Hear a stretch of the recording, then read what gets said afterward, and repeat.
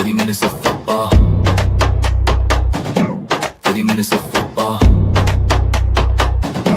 30 minutes of football. 30 minutes of football. 30 minutes of football. 30 minutes of football.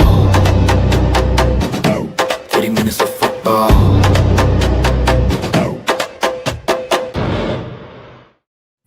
Welcome, everyone, to Bear Their Shows, the pre-show edition with me and Danikin. Danikin has 5 thoughts that he wants to share about the Chicago Bears. But first and foremost, I want to see how my buddy's doing. How you doing, Danikin? I'm doing pretty good, man. It's been a crazy couple of days, but you know what I mean? It's wild. Yeah. I have the thing up there, Danikin _DG3. Somebody hacked my account. So anybody that's watching this, you guys go and look at the account. You'll see all of a sudden I talk about sports constantly, and all of a sudden it's crypto stuff up there. Like, oh, thank you, coach, for helping me with crypto and all of this, that, and the third. It's like, man, come on, man. Talking about I got $50,000, bought a new car, all kinds of stuff. So if you see those tweets, go and report them. I don't know if I could salvage the account. Maybe, maybe not. If not, I'll just create a new one. Yeah, help my man Danikin out. I saw that this morning. I was like, yeah, I think he got hacked. $50,000. I don't know if anybody would be bragging about that. No. And then endorsing the coach. That was wild. That was crazy. And your Cubbies lost a tough one today. They couldn't get anybody going in the offense. So it's 1-1. Is there? So the third game is in Chicago? No, I think the third game is going to be San Diego, right? Oh, I don't know. Yeah. I think so. Okay. I thought so. Well, so it's the best of 3, actually, right? So Exactly. So we'll see. Well, let's get to our main topic, which is, of course, the Chicago Bears. And Danikin has sent me his 5 points. He actually put them down on his 3 Kings of the Midway account too, because Danikin has a podcast. You guys dropped one last night, right? We did, absolutely. Yeah, it was a banger too. We enjoyed it. We had a good time with it. Good. So if you're not subscribed to 3 Kings of the Midway, please do so. Support my brother here. And let's get on with his first point, which is the defense is getting greedy. I noticed that too, Danikin. Tell us your thoughts. And man, it's a sight for sore eyes, right? It's wonderful to see them actually. You know, we talked about takeaways being the takeaways, right, last week. And now it's like, hey, they're getting greedy. They got 4 more this week. And it was like, wow. You know what I mean? So when you see that and you see the effort that they're putting in on that side of the ball, and I love it, man. Get greedy. Take away the ball. That is the name of the game in football, especially because, like I said before, and I think we talked about it a couple of times, is these offenses are hard to stop. You're not going to just shut people completely down. Those days are done and over with. But you can get some takeaways. You can force people into making mistakes. And Geno, he put the ball in harm's way, several times for the Raiders, and the Bears took full advantage of it, right? So 3 interceptions, I think, and then a fumble recovery where they got a fumble recovery from Ashton Genty, I believe. So, you love to see that, man. You love to see it. Absolutely. Now, do you think this was the result of Geno and the Raiders' ineptitude on offense, or do you want to give props to the defense, even though they weren't getting much of a pass rush? They're still able to come up with those turnovers. Dissect that a little bit for us. They were struggled. They struggled some, and I got another point where I'm going to talk about some of the struggles that the defense had. But at the same time, you got to give them credit because they're able to take that ball away. When you got to make the plays when they're even if he puts it in harm's way, if it happens, you still got to make the play. And at the end of the day, they did that. Being able to get the fumble recovery, being able to pick him off a couple times, 3 times. You know what I mean? You got to give them credit for that because they weren't getting those takeaways before. So. Now that they are, it's like, hey, I'm not going to say it's somebody else's fault that they're getting turnovers. These guys put in work, they put in effort, and I'm going to talk about something. I wish I should have put it on the 5 takeaways, but I didn't. I held off, and maybe we'll get to it at some point. You probably heard about it as well, but it just goes to preparation and planning for what you're doing on the football field. and then executing it, right? So you got to give him credit, man. I like to see, I love to see it. I think it's not by accident that some of these things are taking place. And they were just really making strides on the defensive side of the ball when it comes to takeaways.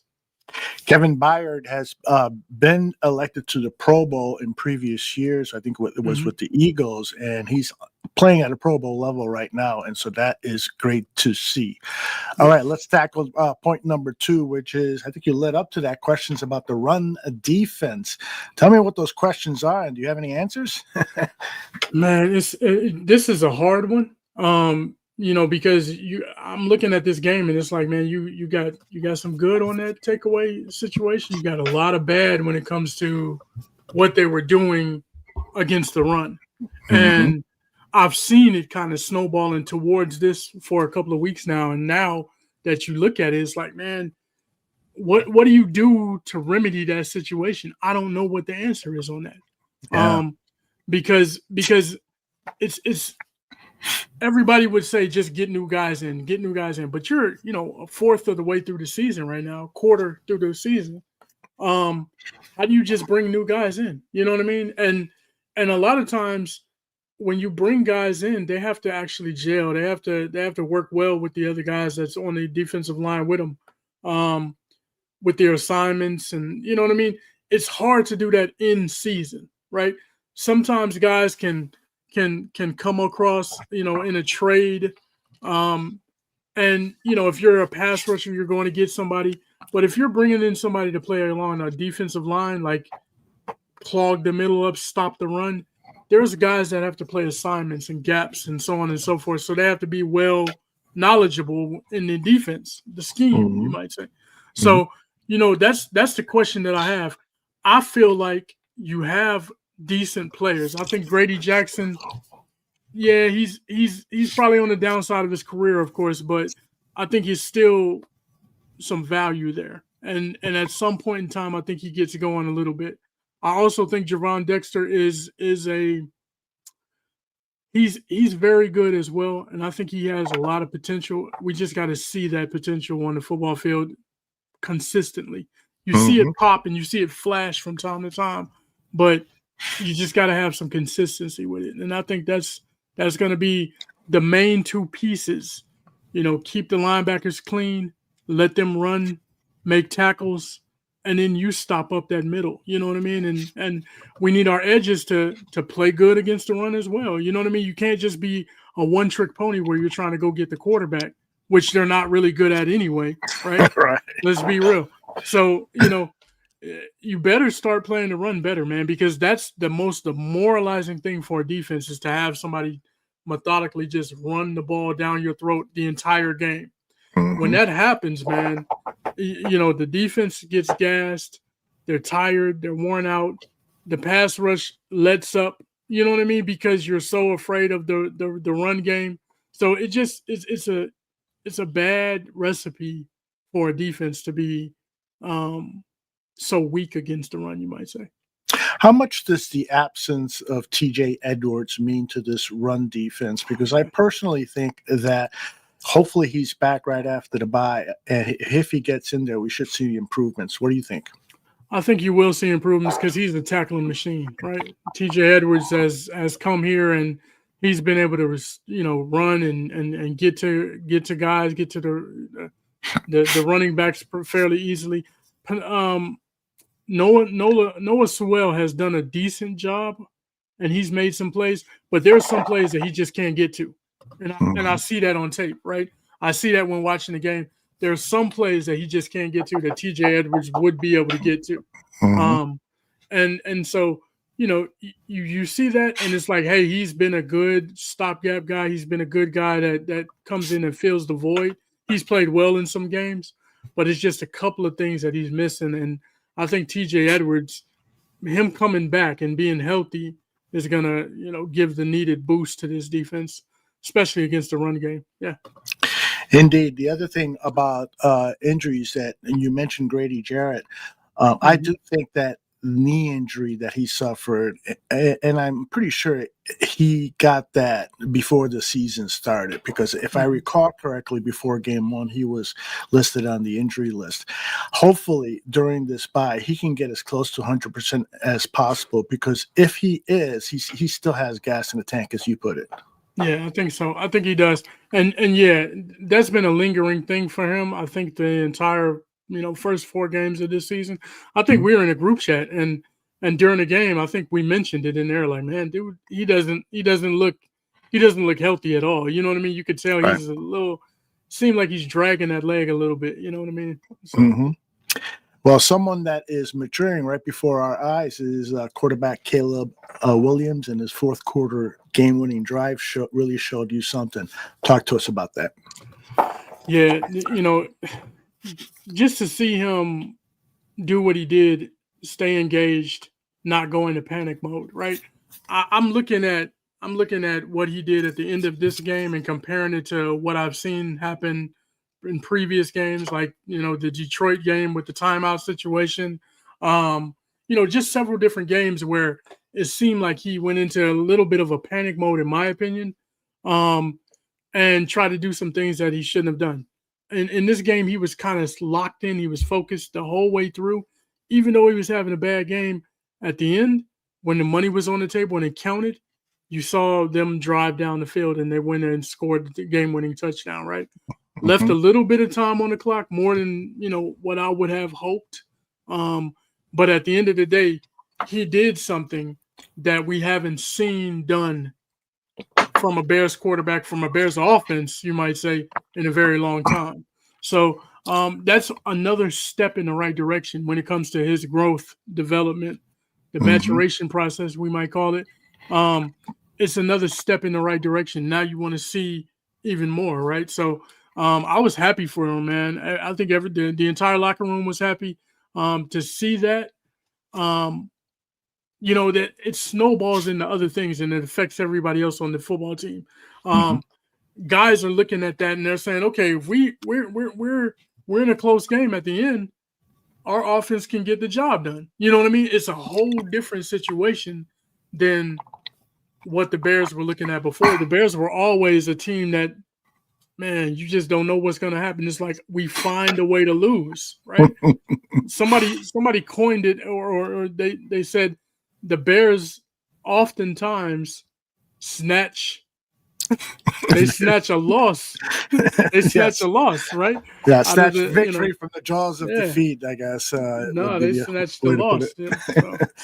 Yeah, let me challenge you a little bit, because I did see some of that maturation last year. For instance, at Washington, he had a horrible 3 quarters, but then he leads that game-winning drive, and the Bears are actually leading by, 4 points, 5 points against the Commanders on the road with seconds to go.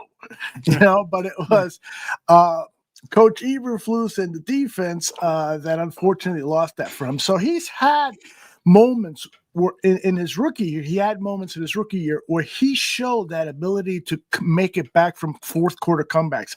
I think what we saw this past week was an even greater efficiency that he had during that comeback. And I think that was what Ben Johnson is preaching to him about, showing confidence, about not panicking and so forth. I think that was on full display there when we needed to see it. He does look a little bit different than he looked at Washington, that's for sure. Yeah. It's not, like I said, I mean, that's the biggest thing to me. You see the mannerisms, how confident he is on the football field and stuff like that. That's a good take too. You think about that game against Washington, that's a game we should have won, right? And somehow we found a way to lose it. You know what I mean? And that's kind of been the Bears' MO. But this time it was different. So, he was able to drive him down. I was happy for the kid, man. I was really happy for him. Definitely. I'm sure Zim and Tooch are going to have a lot to say that in about 10-15 minutes when they join us. Dr. Truth says that Caleb panicked against Max Crosby in the first quarter, but he looked confident in the fourth quarter. And I don't know if panicked is the right word, but he was definitely troubled by Max Crosby. And what Caleb said after the game was revealing. He says, I think he's the best player I've ever played against. And so maybe he did panic as a result of it. I would like to think that he was just bothered by how good this guy was, and it wasn't so much panic. Well, when you're going up against a guy who's a game wrecker and he's having a outstanding first half of football, it's hard not to be a little bit panicked by what you see going on.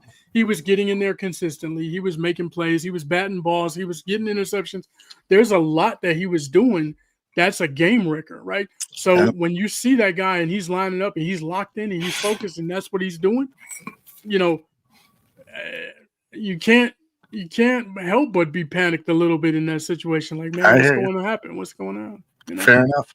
All right, let's get to point number 4 out of our 5, and this is about inconsistencies. And Danikin has noticed that the QB1, the offensive line, and run game can really benefit from some more consistent play. Tell us more. Yeah, the offensive line, number one, the offensive line has to be better. They have to be better at protecting Caleb. They have to be better at run blocking, right? At some point in time, if you become one-dimensional and all you can do is pass the ball, teams are going to lock in and they're going to stop that too. So you have to learn how to run the ball. And I think Ben Johnson he's a guy that wants to run the ball. He wants to stay balanced in his approach to a football game. So it's not going to be a one-dimensional squad, but we got to figure out a way or something that's going to help this offensive line to be able to open up some holes. And a lot of people were on DeAndre Swift, man. I'm not on his case so bad. I do notice some things with DeAndre that I don't like, but he's limited in the ability to get he's getting hit in the backfield, bro. You know what I'm saying? So when you're constantly in the backfield getting touched and hit, you're not gonna have a high yards per carry. You know what I mean? He's not a power back. Right. So that's not his MO. He's not gonna run people over. So if you let guys get to him in the backfield, more than likely he's gonna have low numbers, right? So you got to think about that. And then here's the other thing. With DeAndre Swift, the thing that I see, because I like to look at everybody, it's not just the offensive line, it's also his vision. I don't think he has the best vision. I think he has good balance, speed. He has a little bit of power, you know what I mean, in certain situations. But his vision, man, I think he misses some things out there or goes the wrong direction sometimes when he should be going a different direction. So those are things that I think he has to work on and really kind of just stay disciplined when it comes to where your running lane is, right? If the run is designed to go this way, go that way. I don't care if you're going to, you don't have to make this spectacular play. Just go that way and get what you can and go down if you need to. So I think he needs to do that. And then, of course, I'm going to touch on Caleb Williams as well. So it's the run game, it's the offensive line, and then, of course, Caleb Williams.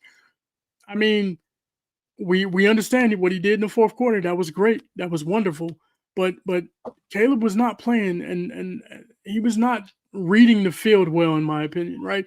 And Caleb also has a knack, in my opinion, just my opinion, he has a knack for force-feeding Rome Odunze the ball. And I love Rome. I love Caleb. I'm not bashing him by any stretch of the imagination, but it's just something that I see. And I see it consistently, right? So that's what I'm talking about with the inconsistency with Caleb. I want to see him, and my hope was that the Bears went out and dominated this game and really put up some numbers, put up 30 plus, and did what they were supposed to do. Because I think they're that much better talent-wise and coaching, in my opinion, than the Raiders are. But they weren't able to do that. So that's the inconsistency. And some of that inconsistency falls on the offensive line, the run game, so on and so forth. But I need to see the quarterback be more consistent from start to finish of games. You know what I mean? From start to finish. And then stack those games up. Don't have one game where you flash and then you have 2 or 3 bad duds, and then another game where you ball out and then another bad one. Have some consistency, even if it's not top-notch games. Let it be productive games, more productive than it is, more winning plays than losing plays out there. That's what I want to see. Right. Yeah, it was their second road game, and so it was huge that they got a victory after being embarrassed in Detroit. But absolutely. I agree absolutely with you. We need 4 quarters of good play, particularly in those 3 areas that you mentioned. J2K says that he heard Swift comment on one of his runs that looked like he should have hit the hole earlier, and he said, that's what they are coaching me to do. And, I think you're probably right about him, not having that vision that you'd like him to have. I'll tell you one thing. When he's in the open field, it seems like he's got great vision, because he makes those cuts down the open field and turns a 10-yard gain into a 20-yard gain, et cetera, et cetera. But when surrounded by all those big bodies, I mean, I know I couldn't spot a hole, but he's a professional, and that's his job to do it. That's where he's probably needs to be a little cleaner. What do you think about what J2K about hitting the hole earlier? Think that would help? Yeah, man, not hesitating, just going in there, right? You want to see that. You want to see a patient runner, right? But you don't want to have too much patience where you're waiting and hesitating. When you're hesitating, that means you're not sure of what you're seeing, right? So, and that speaks to the vision situation, right? So it's like, hey, man, see the hole, hit the hole. That's what you want. You want your running backs to get into that hole quickly because they close they close in the blink of an eye. So when they open up, man, you got to get in there and go right away. And if he says that's what they're coaching them to do, we got to see that improvement. We got to see it come to fruition now. See the hole. Hit the hole, and that's HOLE. See the hole, hit the hole. All right, point number 5 is the need to see a game like this. That we needed to see a game like this. Tell me why, Danikin, because I was shitting bricks, bro. Everybody, including myself, I was one of the people that was like, no, we need to go out there. We need to show this. I want to see fireworks. I want to see them put the pedal to the metal, drive these dudes into the turf, beat them down. That's what I want to see. Dominate. And I looked at this game, and at the end of the game, after watching the entirety of the game, I said, you know what? We needed a game like this. And the reason I said that is because you think about the situation that the Bears are in. They have an early bye week, number 1, right? So you got some good, you got some bad out there. You won the game. That's number 1, right? You won the game, but you have some good, you have some bad. So you got some things that you can build on. But Ben Johnson now, with this type of game, has a ton of stuff that he can go back to the drawing board and beat the mess out of this team about all bye week and on into the next week, right? And get prepared for the next game. It also helps people recalibrate and refocus, right? If you go out there and you dominate a couple games, then you go into a bye week, maybe they relax, maybe they sit back a little bit, right? But my co-host Ill Will from Three Kings in the Midway, we were talking about this yesterday on the podcast, and he said something, and it stuck in my head. I'm thinking about it. I'm like, yeah, that's right. He said, when imagine when you're driving and you reach over to grab the phone or you turn the radio, and all of a sudden you swerve and you almost run off the road or run into something. You wake up. You wake up at that point, right? And it's like, now all of a sudden you're focused again because you almost ran into, you almost killed yourself, right? That's a great analogy. This is what the Bears did. The Bears were, they have 4 takeaways. They squandered opportunities. They were playing poorly. They played bad on offense, right? And they were still there at the end of the game. They pulled it out. They won the game. So it kind of helps them kind of refocus now and say, you know what? This is a game we should have lost, but we won it, which is great. Well, let's celebrate it.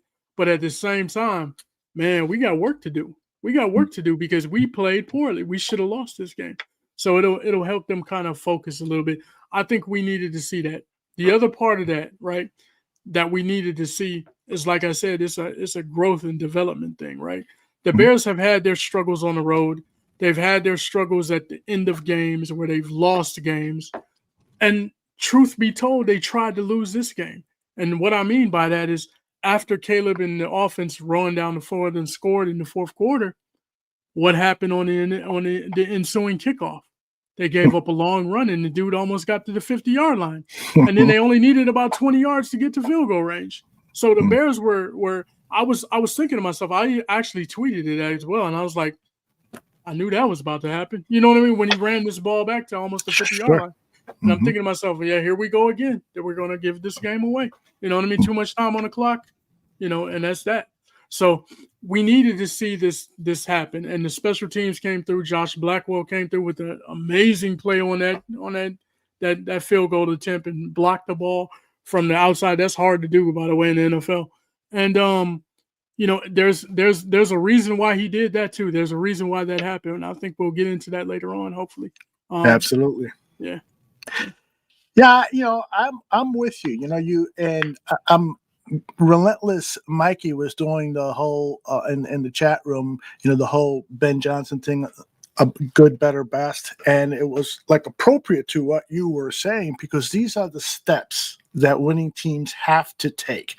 You got to go through a game like that before you go to games where you're winning 28-10, particularly when you're coming from a background where you would screw up games like this. And so you gotta erase that from your mind. And the only way to erase it, is through good practice habits, and then practicing those practice habits on an actual game. And the Bears did that, and they won.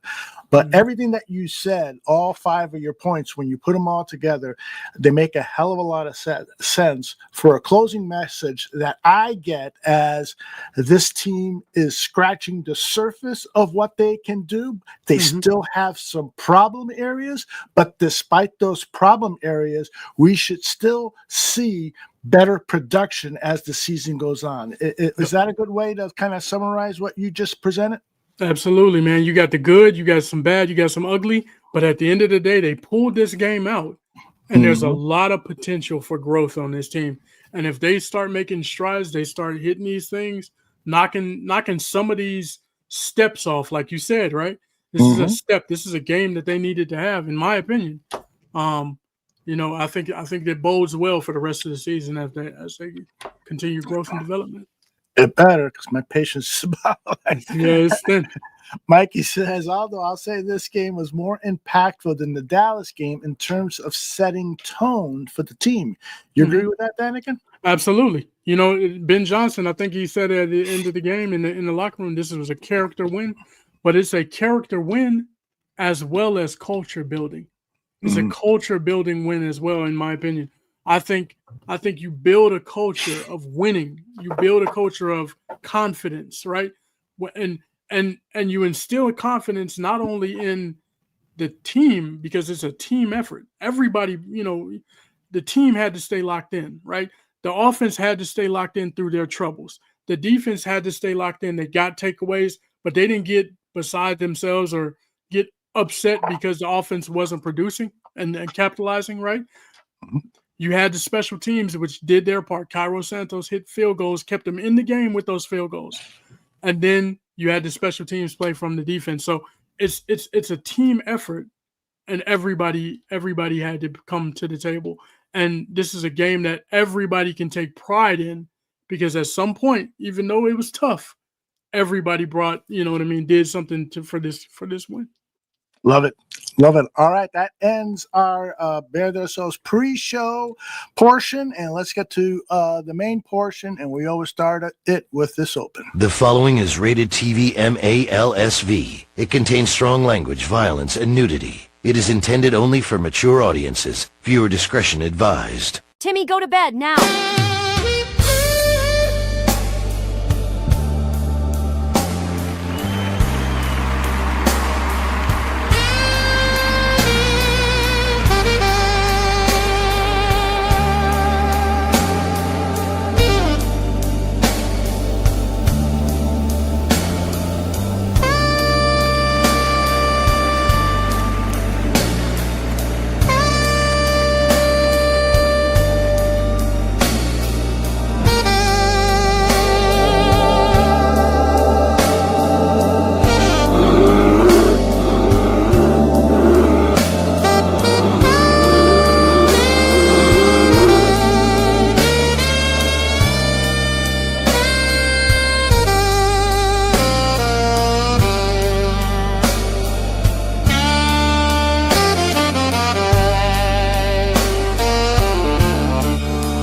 There's a Chicago Bears podcast. Comes out. Chicago says they have it.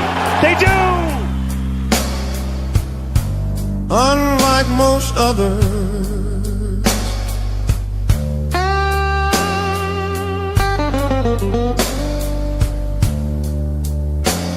a bunch of guys on the broadcast acting much like brothers.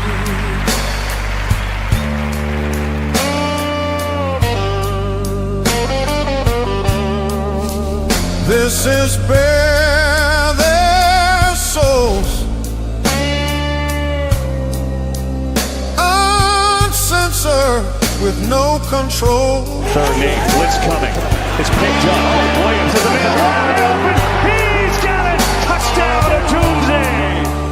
This is bare their souls, with some likable a-holes.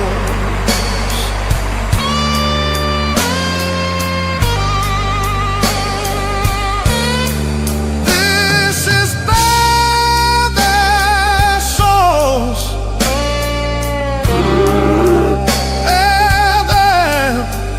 bare their souls.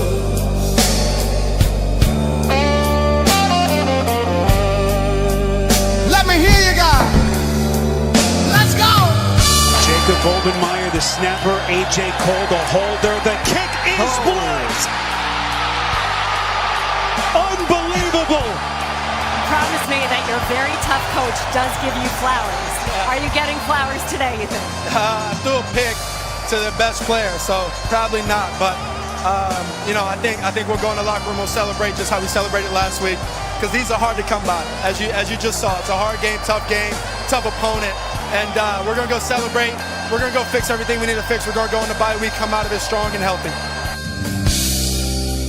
This is bare their souls, uncensored with no control.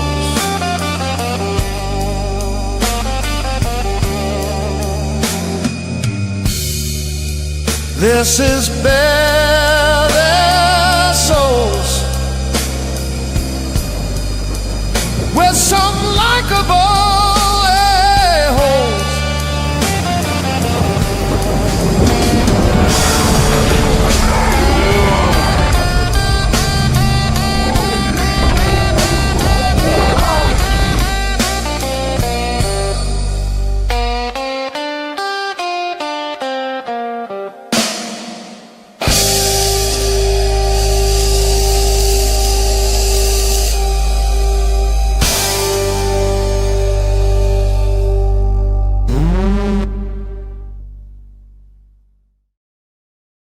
Welcome everyone to Bare Their Souls. My name is Aldo Gandia. With me is Johnny Santucci. He is busy at work putting the finishing touches to his upcoming Bears State of Affairs. And of course, Danikin is here too, the man in the middle wearing his Cubs hat. Tooch, how are you, brother? Unmute. That's what I was doing. Before I put a 20 into the unmute jar. Thank you. Yeah, doing all right. Got my little THC CBD cannabis seltzer, Toppling Goliath Brewery in Decorah, Iowa. I Get my CBD. Mm-hmm. Hey, Barroom Barbie is here, popping in to say bear down, barflies, to my niece, Lauren Rose. She has promised to do some promos for us, wearing our new bear down t-shirts. So, Nice. she didn't really promise that, but I'll talk her into it. She doesn't know what she's getting into. And her soon-to-be husband is in the chat room too, so Nice. that's awesome. And then I saw Nice. Tito Are they Reyes. both Bears fans? They are. Congratulations. Congratulations. Yeah. to them. And then Tito Reyes was in the chat room. I don't know if he's still there, but he just stopped in to say hi. Tito and I grew up together, grade school, high school, that whole thing. Nice. And I'm telling you, one of the ugliest guys I hung out with, but he had the prettiest girlfriends. How do you do that? How do you do that? I don't know. I was the second on this. I had You no just gave us a thumbs down. Indeed. Indeed. Tooch, were you able to listen to Danikin's 5 points? Yeah, man. I got like a lot of the same. And Bear State, Danikin and I are, like as usual, on the same wavelength. Love it. Synergy, man. Yeah. Love it. Yeah. So, do you want to get to it right away? Yeah. right. Zim is coming by later? Zim is supposed to be here. I'm sure he is douching, what other. His wife is giving him his notes. That's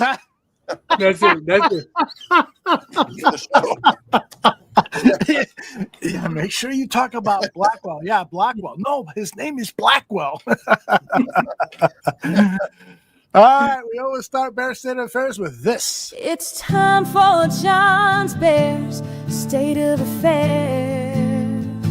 He got nothing but truth bombs about the Bears. He tells it like it is and always has, with no agenda, just a little pizza. Sit back, light it up, and crack open a beer. It's time for John's Bears State of Affairs. State of Affairs. Time for John's Bears State of Affairs. State of Affairs. Time for John's Bears State of Affairs. State of Affairs. Time for John's Bears State of Affairs. His name is Johnson Tucci. He's never worn Gucci, but he knows a thing or two about pussy. All right. Vegas, baby, Vegas! Woohoo! Yeah. The Bears Vegas trip was a success. Yes, sir. Bears State of Affairs 2025 season week 5. What's happening, Barflies? Yeah, it's another Victory Wednesday, so get your shot glasses ready because I'm gonna all over this motherfucker. Woohoo! Yeah! Yeah, they're counting how many times I say yeah, so let's give it to them, Aldo. Yeah!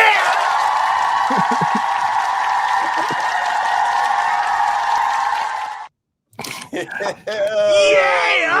Right. Yeah, that's time to check in with the Bears, Aldo. How it started?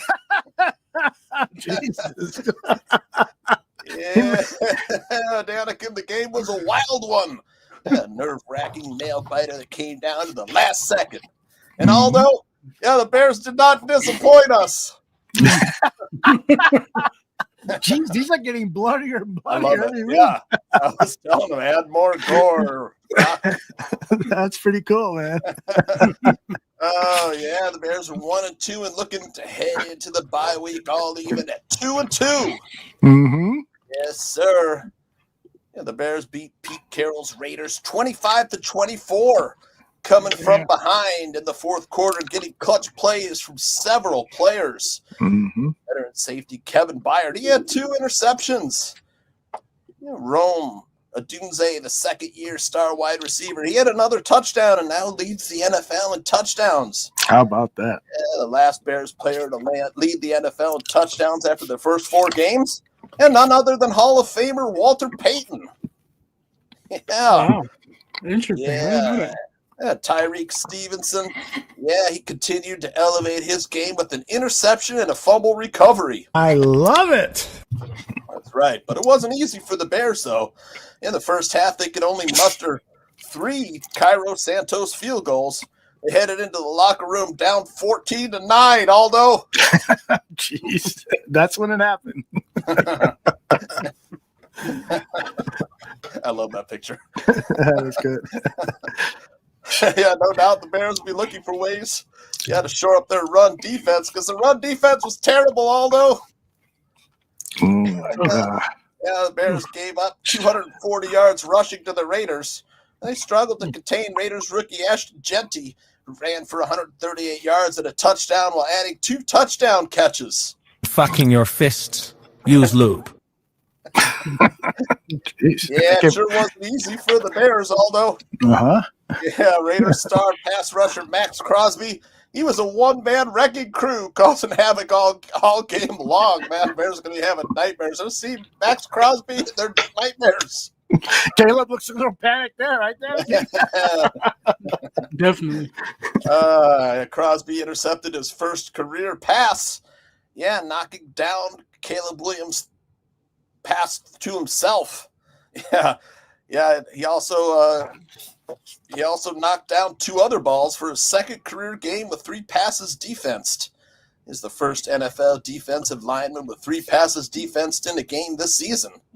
Jeez. In all, Crosby finished with 3 tackles for loss, an interception, a forced fumble, and 1 quarterback hit. Yeah.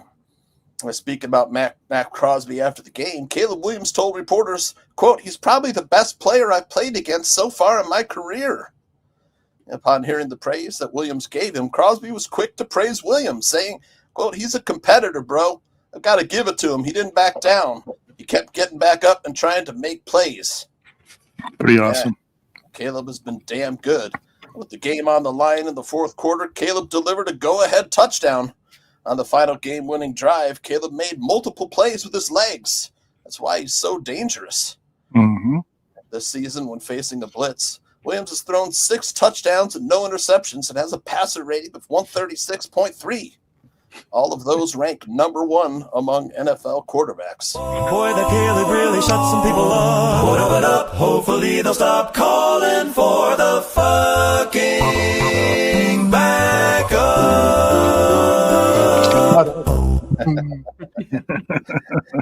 Yeah, Caleb, he's completely flipped the script from last season. Don't believe me? After 4 games this year, after 4 games last year, Caleb had 3 touchdowns, 4 interceptions, 782 passing yards, a 72.0 passer rating, and a 61.7 completion percentage. After 4 games this season, Caleb's got 8 touchdowns, only 2 interceptions, 927 passing yards, a 97.8 passer rating, 1 rushing touchdown, and a 62.3% completion percentage. Yeah. Ooh, yeah. Who let the Bears out? That's right. Yeah, in all, he's on pace for 34 passing touchdowns, 3,941 passing yards, and 5 rushing touchdowns. And it's only year 1 with Ben Johnson. Not bad. Yeah, Caleb has been damn good. His 27 touchdowns to only 7 interceptions through his first 20 games. That's the best by any number 1 overall pick in NFL history. Wow. Speaking of history, Sunday's win over the Raiders, that was the Bears franchise's 800th victory. John, you're turning me on. All right, that was too long. It needs to be short a little bit, I think. I agree. Yeah, after the game, Coach Ben Johnson marked the occasion by giving an emotional Bears chairman George McCaskey a game ball in honor of the late Virginia Hallis McCaskey. Pretty cool. Yeah, like I said before. Yeah, this is a brand new Bears team. And a Raiders game, well, it wasn't a game the Bears would have won in the Eberflus era. When the game gets ugly, finding a way to win is a big sign of progress. Mm-hmm. And just last week, all of us were saying the Bears have to win this game. And we have to get to 2-2 if we want this season to turn around. Yeah. And for a long time, although the Bears did the exact opposite of what we asked them to do. That's a great fucking point, John. Now wrap it up. Yeah, win a close game in the last seconds. Yeah, it never would have happened before. How about that? Yeah, block a field goal. Yeah, to win a game. Yeah, not a chance. It was screw you, Bears fans. Yeah. Win a game after allowing more than 23 points. Yeah, it used to never happen. Yeah. Yeah, it used to be the Bears would play a tough, hard-fought game that they had no business being in, but after they take a late lead, miraculous lead, they can't get a stop when they need one, and they lose on a last-second field goal, a Hail Mary, or, heaven forgive me, a double doink. Yeah. But that's not what happened Sunday. They didn't snatch defeat from the jaws of victory. Yeah, they hung tough and finished off the win. On the road. Yeah. You want to say it was luck? Fine. The Bears were long overdue for luck turning in their favor. That's right. Yeah, but a lot of reasons they won on Sunday that had to do with coaching. Yeah. It was a character win, like Ben Johnson said. The Bears just wanted it a little bit more. Mm-hmm. Yep, the last 2 weeks, they've shown the Bears are headed in the right direction under the leadership of Ben Johnson. This young team and their young head coach, they're learning how to win in the NFL. Yeah. Every win counts, Aldo. They all matter. They all matter, baby. Woohoo! Yeah, it's hard to win in the NFL. The Bears fans should know this better than anyone. We've had only one winning season in the last decade. Sorry, guys. Yeah, we've lost so many heartbreakers over the last decade.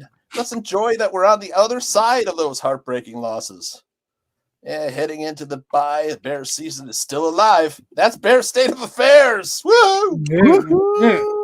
Oh, John, you're too much, too much, too much. Oh, John, hen.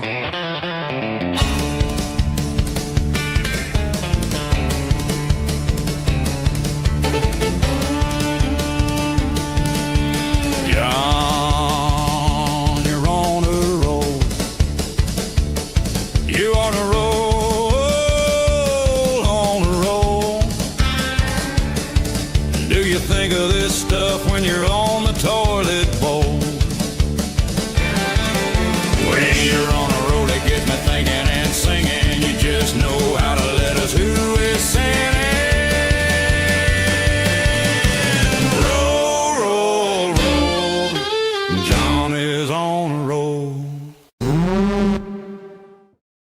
Good stuff. Good stuff. All of America loves you, John. They all love you. Well done, bro.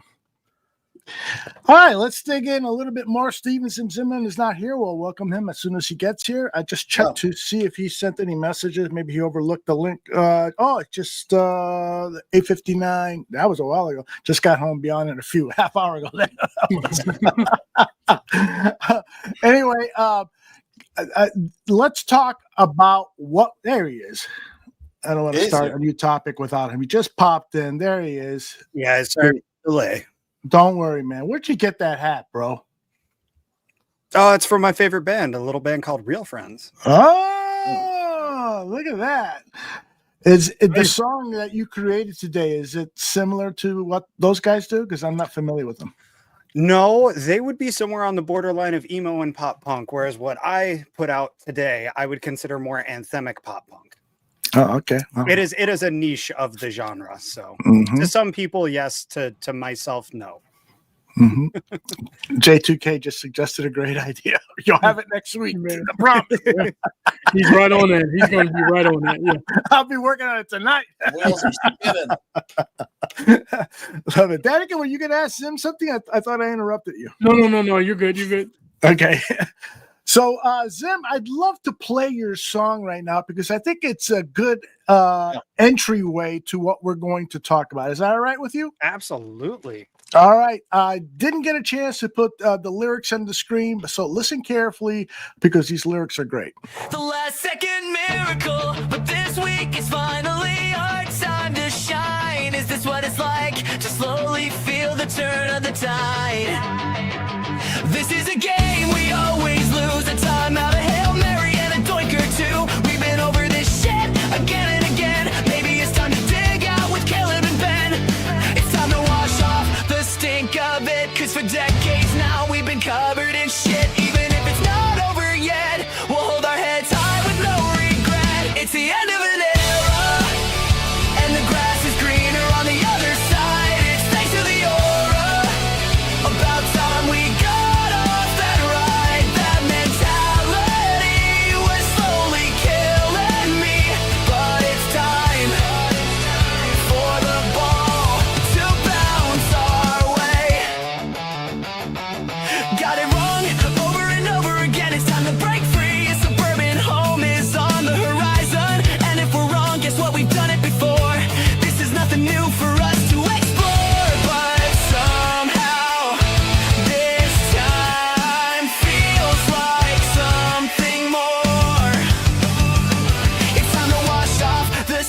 of it, cause for decades now we've been covered in shit. Even if it's not over yet, we'll hold our heads high with no regret. It's the end of an era, and the grass is greener on the other side. It's thanks to the aura, about time we got off that ride. That mentality was slowly killing me, but it's time for the ball to bounce our way. Seems like this glitter is gold. It's not the devil that we used to know. We've reached the light on the other side. Our blessings lately don't seem so disguised. It's okay to be happy. Let's crack open a beer, because maybe the Bears won't suck this year. It's the end of an era, and the grass is greener on the other side. It's thanks to the aura, about time we got off that ride. That mentality was slowly killing me, but it's time for the ball to bounce our way.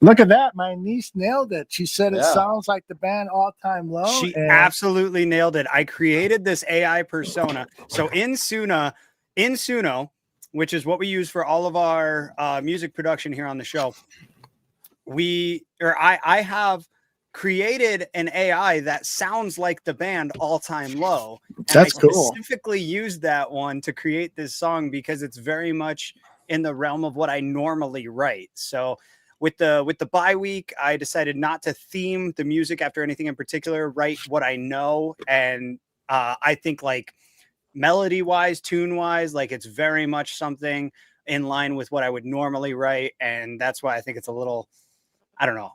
To me, it's a lot catchier than some of the other stuff I've written for the show so far. But that's just, like I say, it's my wheelhouse.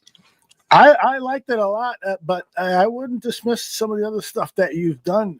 Some of the other tracks have been great, and you got the playlist up and running for people to go check it out. Yes, I have the playlist. I'm trying to paste it in YouTube chat here, but It's hard YouTube to, yeah. filters out links and all that stuff. So I've sent it in our private chat, Aldo. If you can either link it or if you want to throw it in the description, or I'll link to it on Twitter as well. If you want to follow me at Raging Bear Fan, you'll find it there.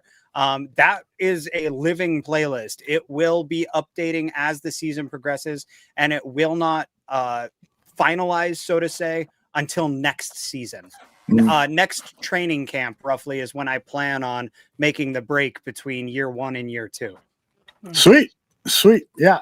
What I'll do is once you put it up on your X account, I'll repost it. And in the meantime, I'll see if I can get the link that you sent me in the private chat. I'll see. I tried to copy and paste it, but it wasn't working. So I'll see if I can work something out during the show. Sure. But great job. Danikin, I thought, those lyrics and what Tooch said in your Bear State of Affairs all kind of also lend All to on the your same 5 page. thoughts. Everyone is Yep. on the same page here. Yeah. I want to ask you guys, what do you think is the most significant thing? Let me pull up the schedule real quick here to help me phrase this question. Where is it? There it is. What do you think is the most significant thing that has to happen during this bye week for us to win these next 2 games? And if Lamar is hampered in week 8 and no Joe Burrow in week 4, and the Giants being the Giants, we could get a really substantial winning streak. So what would you guys like to see happen during this bye? The return of some injured players, some player acquisitions, whatever it is. Zim, why don't we start with you, brother? Yeah, I get healthy. Like, genuinely, I think that's the number one thing they need to do. I think there needs to be some serious conversations had behind the scenes about the trade deadline that's coming up. And I think they need to determine, if they're going to make any moves or not, and kind of start approaching the rest of these games from there. There's a legitimate possibility that they could rip off 6 in a row here coming out of the bye, making it 8 straight. I mean, it's insane to think about when we're looking at 8 straight losses in years past, and we're talking about 8 straight wins. But these are legitimately 8 consecutive winnable games. And so I think this team needs to find whatever it is that they dug down and got for that last second heroics in Vegas and just leave it all on the field, like week in and week out. It's the only way they're going to do this. So, but yeah, Ravens without Lamar, Cincinnati without Burrow. Yeah, you're going to have to beat the Commanders at full strength, but they damn near almost did last year, if not for a fluke at the end of the game. Tyreek Stevenson has had that circled on his calendar since last season, and he could not be playing any better going into that game, honestly. I've saved it here, but he started the season giving up a perfect passer rating in the first 2 games. Literally, it was like throwing on air against this guy. Since then, 12 targets, 3 receptions, 6 yards allowed, 1 interception, 3 pass breakups, and 1 forced fumble with 2 fumble recoveries along the way. Like, the guy has become a ball magnet in the best possible way. It's a passer rating of 4.86 when targeting Tyreek Stevenson in the last 2 games. This man is on a mission right now. I want to see him continue this dominant stretch. I want to see Kyler Gordon get healthy to help in the slot, because Nashawn Wright and Nick McLeod they're doing everything they can as fill-in players, but that's just what they are. They're fill-in players. So, yeah, long walk for a short drink of water. We're all familiar that I do that here, but I want to see them get healthy. I want to see them come out with fire, and I want to see them act like these are 8 straight winnable games. I think there's a possibility they don't lose a game until they play the Eagles in December. And I don't think that's an unrealistic take, seeing how they've played the last 2 weeks. Danikin, I want you to go next, because Tooch just finished this Bear State of Affairs. What do you think has to happen during this bye week, or what would you like to see? Well, I want to see the adjustments that are going to be made. Is the team going to grow from what they've done this last game, right? I'm going to stop short of saying 8 straight games, like Zim is, right? Because if they play like they played this last game offensively, they ain't got no chance of doing that, in my opinion. So getting healthy is important, right? I think getting healthy is important, but that's a given. That's what everybody's going to look forward to during a bye week, especially when you've been playing without TJ Edwards and Kyler Gordon, and you got other guys that are injured like Jalen Johnson. Now, of course, he's not going to be back, but those other 2 guys will be back. So getting healthy is number 1. Number 2 to me is looking at the offensive line, and maybe what you might say is the epiphany that we have with Theo Benedict and Ozzie Tripoli, right? Tripoli.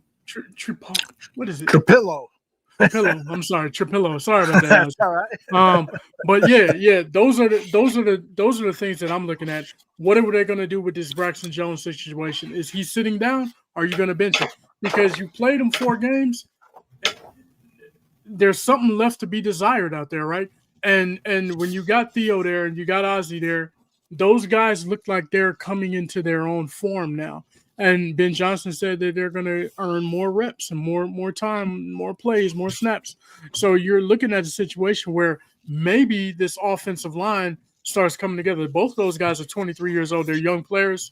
So you got a situation like that. I'd like to see what happens with this offensive line more so than anything. I think the defense, they're playing at a high level, even though they're injured. And I think with the injuries coming back, that's going to be fine.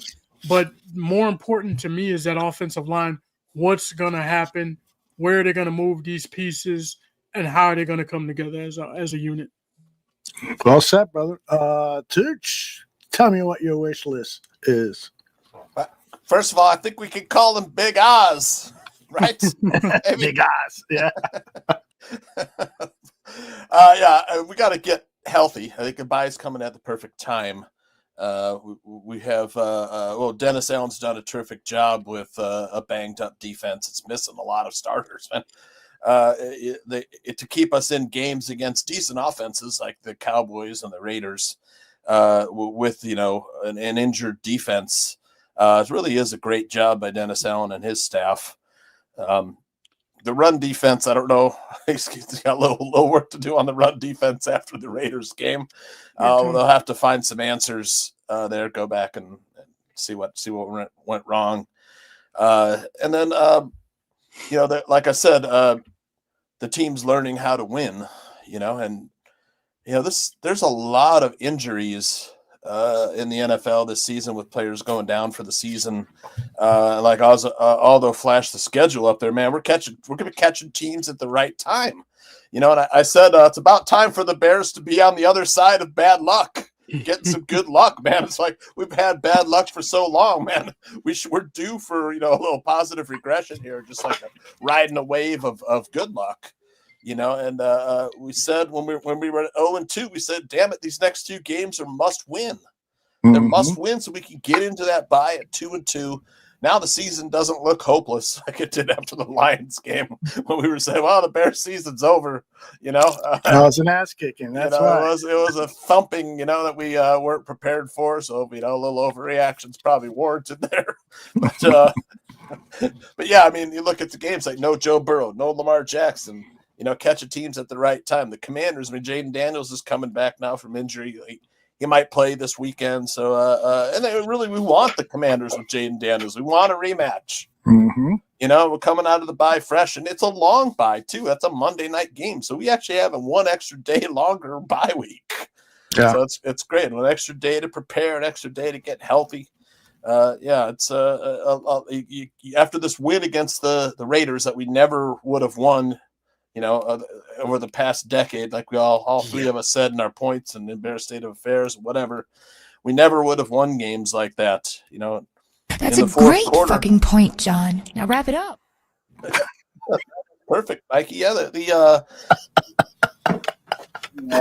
I gotta make one of those for Sim. Wrap it up. Let me share a point or two to answer my own question, my opinion on it. Let me go full frame here.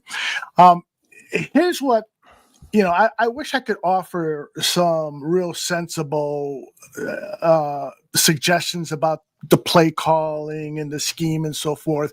I can't, but I think I can offer some thoughts about the team itself. With all of this time off, more than 2 weeks in between games, this should be the time where Ryan Poles, Ian Cunningham are scouring other teams for potential trades or for potential waiver pickups, because this team is still in need of an infusion of talent.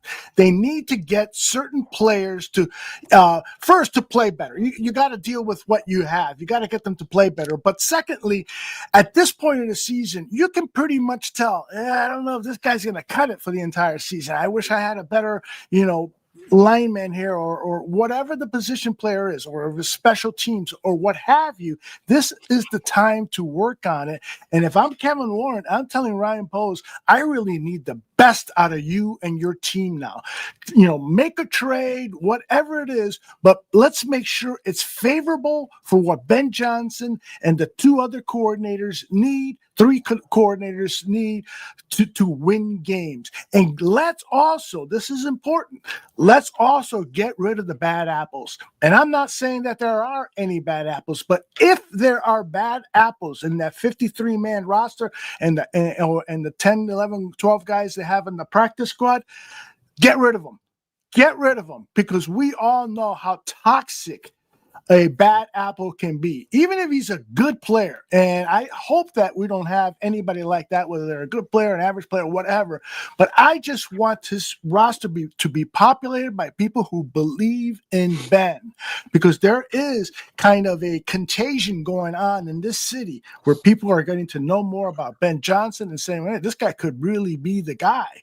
But we don't want that spoiled by any players who are going to ask for time off or not giving 100% in practice or whatever it is. You know what I'm saying?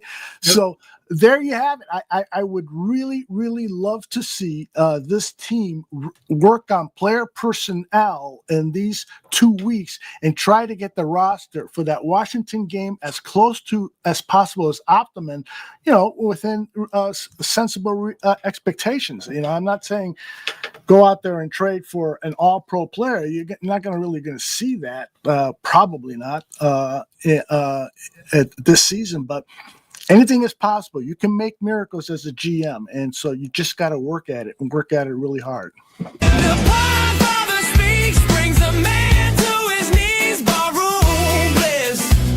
Because although things no need to fake it, he already made it. He's the man with the plan, but to you, he's the Podfather, part 2. That's it. That's it. That's what I tell my wife. You don't need to fake it, honey. Just tell me to get off. I'll go. Right, I'm the fucking Podfather, bro. This is going to be an unpopular comment with the amount of money we have invested in our defensive line, but the Titans are rebuilding, man. I might find out what it takes to get Jeffrey Simmons over here on our dude for real line, though. Bro. No, I completely agree. Like, I was all for this defensive line through the offseason. I was sitting here talking them up, saying they found their guy, like they're going to go for it. And I hate to say I was right, because they really did just commit to Dio Adangbo. Like, that was it. That was the move. Mm-hmm. And the problem is, and I don't know if I saved it or not, there are literally two of the most double-teamed guys in the league, because teams can just win one-on-one against their interior guys. And if you can win one-on-one on interior, then you can double-team or chip the edge guys and just create that kind of time. It's not that Montez Sweat isn't getting there. It's that he's not getting there fast enough. And same with Dio Adangbo. In week 1, it looked like it was going to happen, and it's fallen off ever since then. But to follow up with what Aldo said too, though, I feel like for years, this team was searching for an identity, right? We go back to Matt Nagy, and they talked about identity, and they didn't have one at all under Eberflus. It was hits, more like shit, but like there was no identity.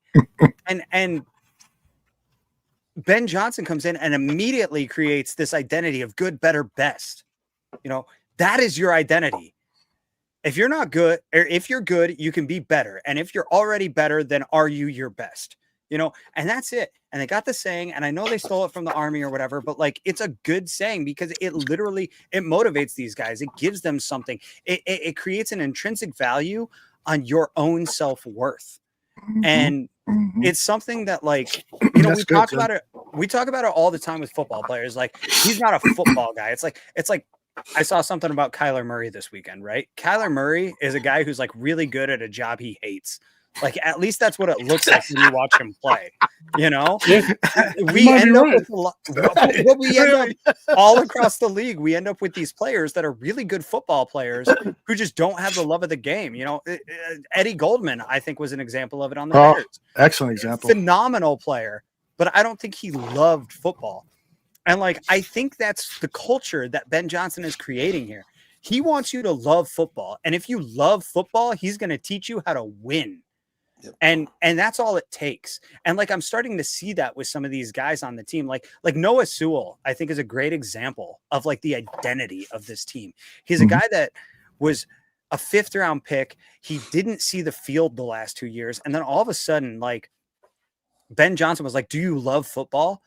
Do you love what you do? And Noah Sewell was like, yeah, I fucking love playing football. And he was like, good, go play. I'm going to put you in a position to succeed as long as you love what you're doing. And like, I think that's what we're starting to see with some of these changes on the line. Like, why is Theo Benedict out there as an undrafted free agent instead of the 3 guys that were drafted ahead of him and ahead of him on the depth chart? It's because he fucking loves football more than the other 3 guys. Caleb had some quotes on Theo. I gotta find it. But. That's it. And Caleb, like, I mean, everybody questions his ability. Everybody questions whether he can win. Everybody questions like his motivations or not. You know what I know about Caleb Williams? What I've learned about Caleb Williams in the last year and a half that he's been on the Bears? He loves football. He lives and breathes football. And like, Ben Johnson is going to turn that into a winner. And like, I really think that's the identity of this team at this point. And like, maybe I'm grasping at straws and just trying to create conclusions that aren't there. But to me, it seems like this team has found some kind of identity in that, not just in Ben Johnson, but in the love of the game. Like, these guys are obsessed. It kind of speaks to culture, man. Like, you have to have a culture of winning. You have to have a culture of hard work, right? Guys, like you said, that love football, that love the game, they don't just play it because they're good or they happen to grow big and tall. Yep. You know what I mean? They actually love the game. They want to play it. So when you have that, there's a difference, right? Like, you take, for instance, basketball. Sean Bradley grew to be 7'6" or whatever. Yeah. Was he good? No, he was not that good, but he just happened to grow tall. So he did it. You know what I mean? You mentioned it. I think he loves baseball more than he loves football, but he figured that he could be a better player at football and probably make a little bit more money. So he went that route. And Kyler would have been second baseman, man. He would have been maybe all-time second baseman, honestly. I think he would have been really good, but for whatever reason, he chose football. But I don't think it's like you said. I mean, some people love the game. Some people just play it because they're good at it. You know what I mean? We see it all the time. You mentioned that. Chase Claypool was really, really talented, but he wanted to be a model. He wanted to do other stuff. You know what I mean? So, that's not what he wanted to do. Man, it speaks volumes to the culture that they're building, though, and that's what I want to get to. The culture that they're actually building, that Ben Johnson is building, like you said, it's a culture of effort. It's a culture of tenacity. Those are the things that you want on the football field. That's what you see. Guys like Theo, man, it doesn't matter where you're drafted. This speaks volumes to it. Doesn't matter. Third round, second round, fifth round, undrafted, whatever. At some point in time, if you're good enough to get on for the effort, you're going to get out there. Yeah. The 53-man roster is going to be for the best guys. The 11 best guys will start the game at some point. And, sometimes they... I don't really mind 'cause I got Danikin. What the heck? Yeah, but that's it. The coaching staff is maximizing the talent. I know Aldo made mention of this in his last little speech, but whether you're the number one overall draft pick like Caleb Williams or an undrafted free agent offensive lineman from Canada, you have a chance to contribute to winning on this team. You asked how Theo Benedict got to be overtake Braxton Jones, and Caleb Williams had some words about Theo. He said, "Yeah, it's fun. It's fun being around Theo. Personality-wise, I don't know if you are around him as much as I am, but obviously his personality is great. He's an awesome, awesome human outside of football. When you get on the football field, he's always willing to learn. He's grown tremendously, developing his body, not only developing his body, but also mentally about football. He's grown tremendously. Kudos to him and having that mindset that I'm going to keep growing. I'm not in the position where I want to be, and when my opportunity comes, that's when I'll shine." That's what Caleb Williams said about Theo Benedict. Nice. There is, and I've sensed this before, and we had losing teams, so I could be totally off, but it does seem to be a growing sense of belief among these players and a camaraderie. When we blocked that field goal, we being Josh Blackwell, when he blocked that field goal and they put the camera on Caleb on the sidelines, DJ Moore, who I've been worried about that him and Caleb are becoming disconnected, he went over and he gave Caleb such a big hug, and Caleb was hugging him back, and Caleb's eyes were of relief. We finally pulled off a game like that, and DJ's hug just meant so much for me to see. There was a point earlier in the game where DJ was right open, and I think Danikin, you talked about this in your 5 points section. He failed to hit DJ and went to Rome Odunze. It was a bad choice, and so I just hope that this team builds the bond based on practices and team meetings and not on I mean, I'll take it if they build it on the play of the field, but I would love the bond to come first, because then the play on the field will be that much more important to those men, but that much more important to the organization and those players. I'd love to see that bond grow and demonstrations of it with the social media team or whatever. Yeah. It's something that I think about at work all the time. I think about like, how can I get like my guys behind me, I work in a restaurant. So it's whether it's like the people on the floor, helping the customers, or the people in the back of house, like making the food. And it's like, you just got to get dirty. You got to get in the shit with them. It's the same thing that makes people like, it's the same thing that makes military members like respect their generals or sergeants or corporals or lieutenants or whoever's above them, depending on where they are in the hierarchy. But like, what makes you respect that man? He's in the shit with you when it comes down to it. And like, that's what feels different about Matt Eberflus versus Ben Johnson. I'll go ahead and just put it that way. I'll flip it around. Like, Ben Johnson is in the shit with these guys. He feels it the same way they do. Whereas Matt Eberflus would come out after a loss. Well, after a win like that, even honestly, after a win, he'd come out and be like, you guys did great today. I'm proud of all of you. Whereas like, Ben Johnson comes out and he's like, we fucking did that. We built this shit together and we won this together. And like, he's just as much a part of this as they are. It's not a hierarchy. It's a team, And like, that's where it's different. That's where it's so different. There's no like, I'm the coach and you're the players. No, we are the Chicago Bears and we win and lose this together. Like it's such a clear, different mentality, man. It's something I haven't seen before. Like even Lovey, I felt like to an extent was like, he was too far the opposite direction. He was like, I don't want to take credit for this. This is the players did all this. I'm just here as the director of all of this. They did all of the work. And it's like, look, I'm glad that you're pumping these guys up because they deserve it. But like, you did a lot too, Lovey. And like, that's where like the disconnect, I think, actually happened, if I had to guess. And I don't think Ditka, we haven't had a coach that really felt like he was in the shit with these guys, So good point. It's a different vibe, no doubt. And you see how long it rolls along, how long it goes. I mean, the situation with Fitz, man. I look at Fitz his last year, all of last year, and Nagy to say, as well. I mean, we look at those. Nagy's 2018 was great. You know what I mean? It was a vibe, it was an energy around the team that felt good, right? We talked about that last week, but it quickly fell off because that was a flash in the pan. That's what it was, right?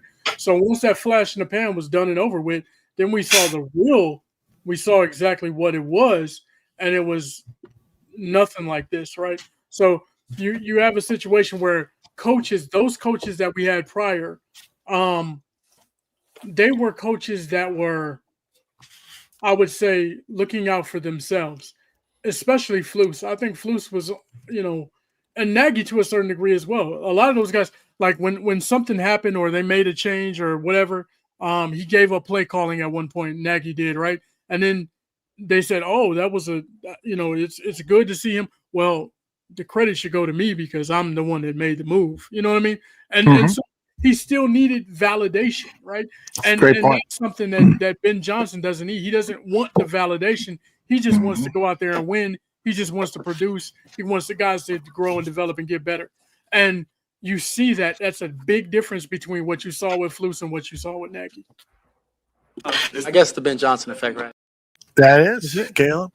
I saw a graphic, so I don't know if this is absolutely certain, but that Ben Johnson was the 10th highest paid coach in the NFL, above, really popular names that were below him. I don't remember them entirely. Higher than 10. I thought it was like top 5. Well, look at that. If he is, then that's pretty incredible. The point that I wanted to make is that whether it's top 5 or top 10, he's being paid. And the Bears knew he was a hot commodity, and they paid. And for that, I want to give the organization some credit because there's still that narrative out there that the Bears don't pay. And they do. They're asking for $855 million. They'll hold up for their stadium. Yeah, a bad time to bring up that in defense of that, right? When they need $900 million to do the stadium. You're right. You're right about that. I'm just saying. Throw a wet blanket on that one. It's true. And they said we pay for the coach, y'all pay for the stadium. Yeah. Right. And I mentioned that last night. I think that what is probably going to happen is they're going to strike a deal with the state, and they will get half of that money. The other half will be a loan to the Chicago Bears that they'll pay at a certain point with very, very low interest, if any interest at all. That's it's probably ways to do it, though. It's ways to do it. Yeah. Like tax people to come visit Chicago. Yes. Tax hotels, tax the airlines. You add in some, and that's all you got to do. That's right. You gotta do. Whatever And businesses move in so the there, people of Chicago are not paying for it.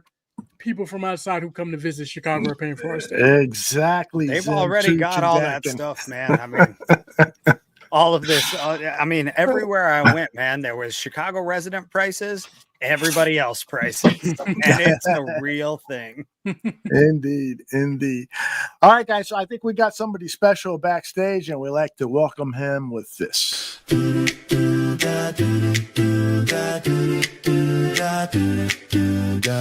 He's about to make me hungry. Gonna microwave popcorn, trust me. When he talks about food, my appetite is renewed. This is Fitz with his restaurant critique. Man, that's dope. Yeah, I'm so happy to see you, dude, because I need for you to explain what the hell I saw you eating in that video you're presenting tonight. It was deliciousness wrapped Oh up my in a bun and macaroni and cheese.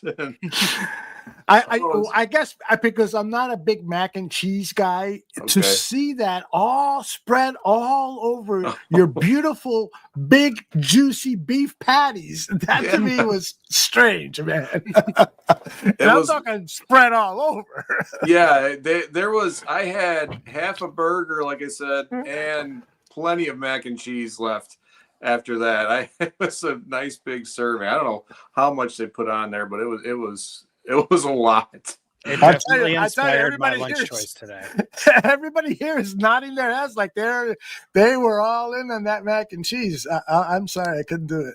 Yeah, it was so good. I had like the smoky bacon in it, and it was just really good. Just when you see it, you think it's like, oh, okay, this is just too much. It's just going to overpower. But and it is in its own way. But it was it didn't take away from the taste of the burger. So it was really good. So, Danikin, you're a mac and cheese guy? I like macaroni and cheese. I do. Absolutely. Yeah, I guess I'm the only one here that doesn't. You don't like it? and you gotta have our Thanksgiving mac and cheese. Oh my gosh, I wait for that every year. I don't know why we don't make it every day at our house, but Fitz, I saw your video this morning, probably about 2 hours before I ate my lunch, and I couldn't get it off my mind the entire time. So I went to make myself lunch, and I throw a burger on the grill. I get about 2 ounces of mac and cheese and I slap it on there. And I'm like looking at it. I'm like, nah, Fitz's looked so much better though. Like, what do I do? So I took some Cajun seasoning and sprinkled it on there. I was like, I don't know if that's going to be strong enough. So I took some A1 sauce, and let me tell you, it worked. It hit the spot just enough. I still feel like what you're about to present was so much better than my little homemade concoction. but you got me in the mood, and I think I did my best job replicating it with what I had available. Mailman. Yeah, did you see Mailman? He's asking how much pot did you smoke before eating that burger. He knows me. Oh, that's why. He said he only ate half of it, so whatever it wasn't enough. Well, there were appetizers and French fries, So. Well, let me do this, because I bet some of the people in the chat don't know exactly what we're talking about, because they may not have seen your video on your YouTube channel or on your X feed. So let's play the video and then talk more about the restaurant on the other side. This is the famous Slugger Burger from Manzo's Burger. Tucked away in the Morgan Park neighborhood on Chicago's South Side is Manzo's Burger at 2353 West 111th Street. Since 2014, this family-owned establishment has been serving a wide range of burgers, from the simple to the exotic.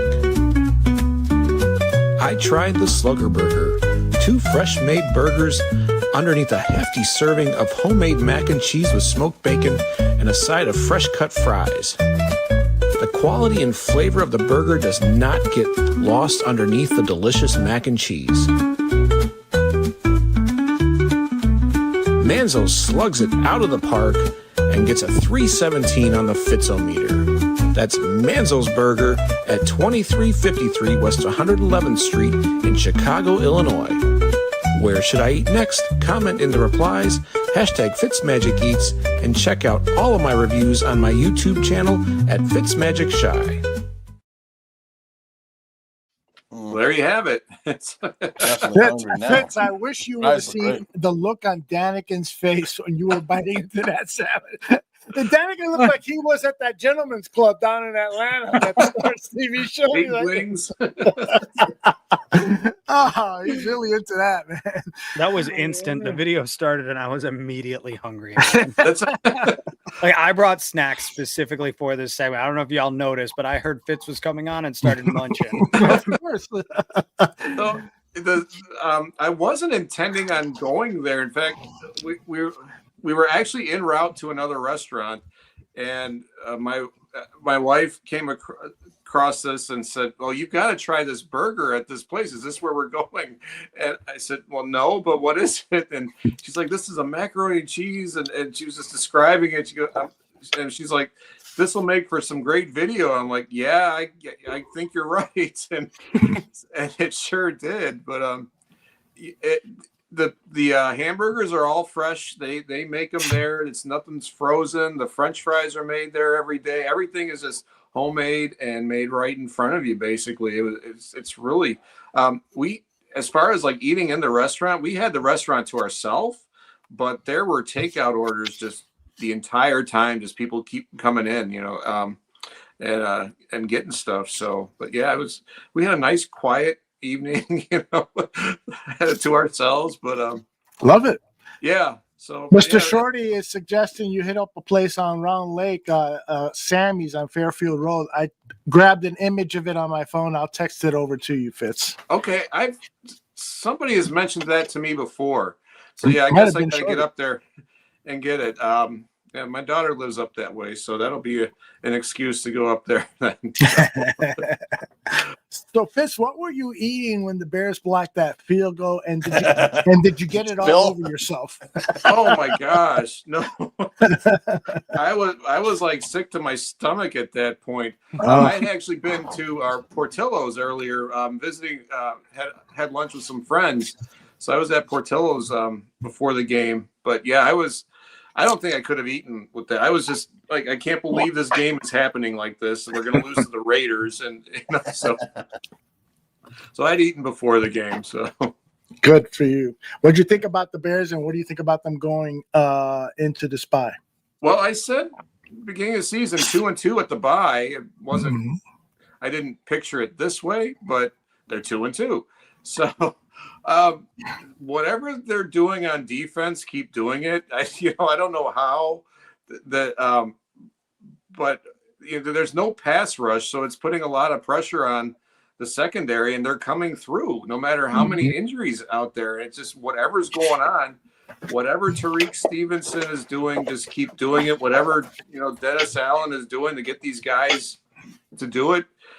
Because these interceptions, a lot of them, they're not cheapies. I mean, Tariq was horizontal in the air. I couldn't believe that catch. That's an amazing catch over his head, too. Yeah, that was amazing. So it's not Great point. Geno probably shouldn't throw those balls, but at the same time, they weren't just like, right into the guy's hands. They're making athletic plays out there, and they're just whatever they're doing in that locker room to get these guys ready to play and bring out every bit of their talent. Keep doing it, because it just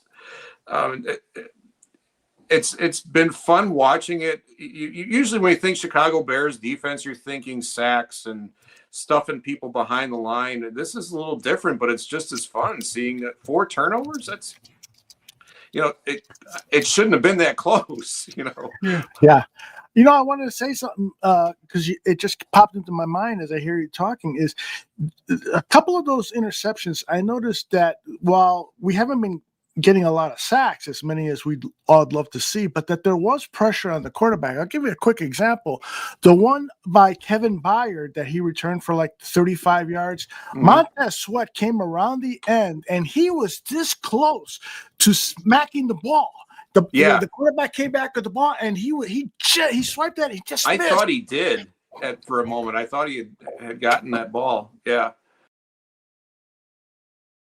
Yeah, they're right there, I guess. So, but you'd like to see them take the quarterback down a few times, like they did in Dallas. So absolutely, yes, you got to start getting to them. And if they're able to get to the quarterback a little bit more, it's going to speed up the clock, right? It's going to speed up what the offense is doing that they're going against, and they're going to make mistakes at the end of the day, right? So it's going to help that secondary. Right now, the secondary is kind of like living and they're doing things, but if you get a pass rush, a consistent pass rush, the secondary will benefit like no other.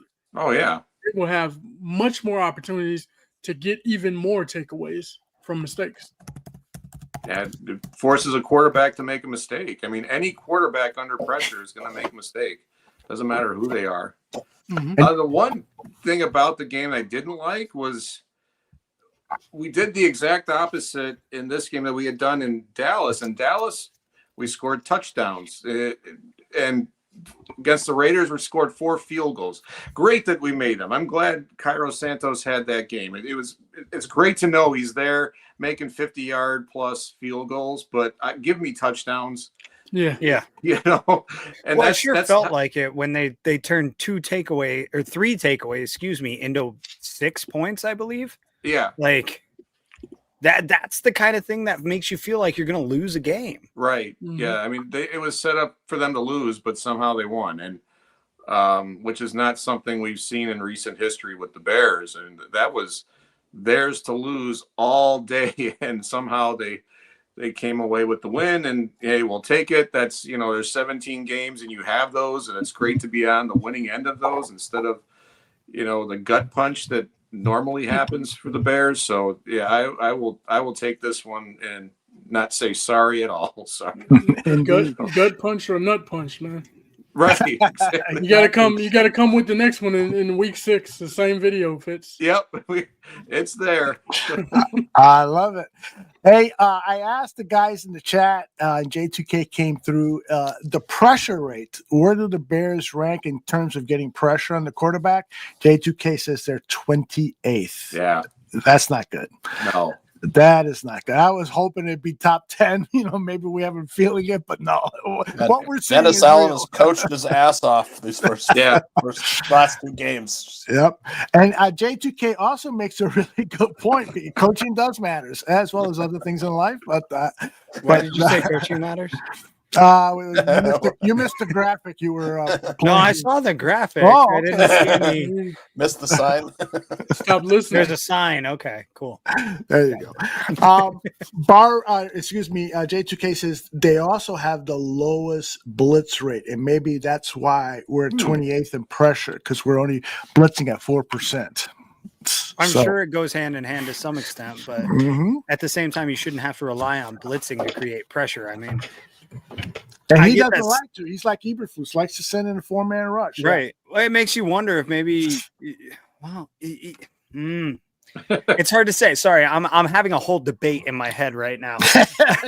Share with us, Zim and Zim. I mean, my initial point was like, well, maybe they should have given up with the capital that it took to get like Micah Parsons, but then it's like, well, no, like they already did that with Khalil Mack, and what did it amount to? Like 2 playoff appearances, not even a win. Like as much as important as pass rush is, pass rush does not win championships, and it's proven over and over and over again. Like I asked at the beginning of the season when the last time a team traded for an elite pass rusher and won the championship in the same season was, and the most anybody could come up with for me was when the Chiefs got, was it Frank Clark or no, it was the other guy, Michael Bennett. Was it? Was it Bennett? Okay. And it's like, but was he elite or was he above average? Like, and that's the thing. Like, is that a Hall of Fame player? No. So that's my whole thing is like, yeah, you need the pressure to do enough, which I think this current pressure is actually doing. It's doing enough to create turnovers. It's doing enough to affect the game, but it's not, doing anything more than that. And I think that's actually okay right now. You want to see them get home sooner or later, but at this point in time, I'm okay with where they're at. Yeah, you got to have a pass rush though. 28 is that's egregious. You know what I mean? You just don't see that in Chicago Bears football. 28th in pressures. That's nothing. It's rough. We got to get something. Here's a question though that I have, and I just want to pose it to everybody. Right, Aldo, you mentioned it earlier where you said, "Hey, we got to do something. They need to be scouring and finding somebody available." With the issues that the Bears have, what do you go after? Because you're not going to be able to remedy all of those situations. So what's the worst situation that they need to go and try to go to? Because you got pass rush issues.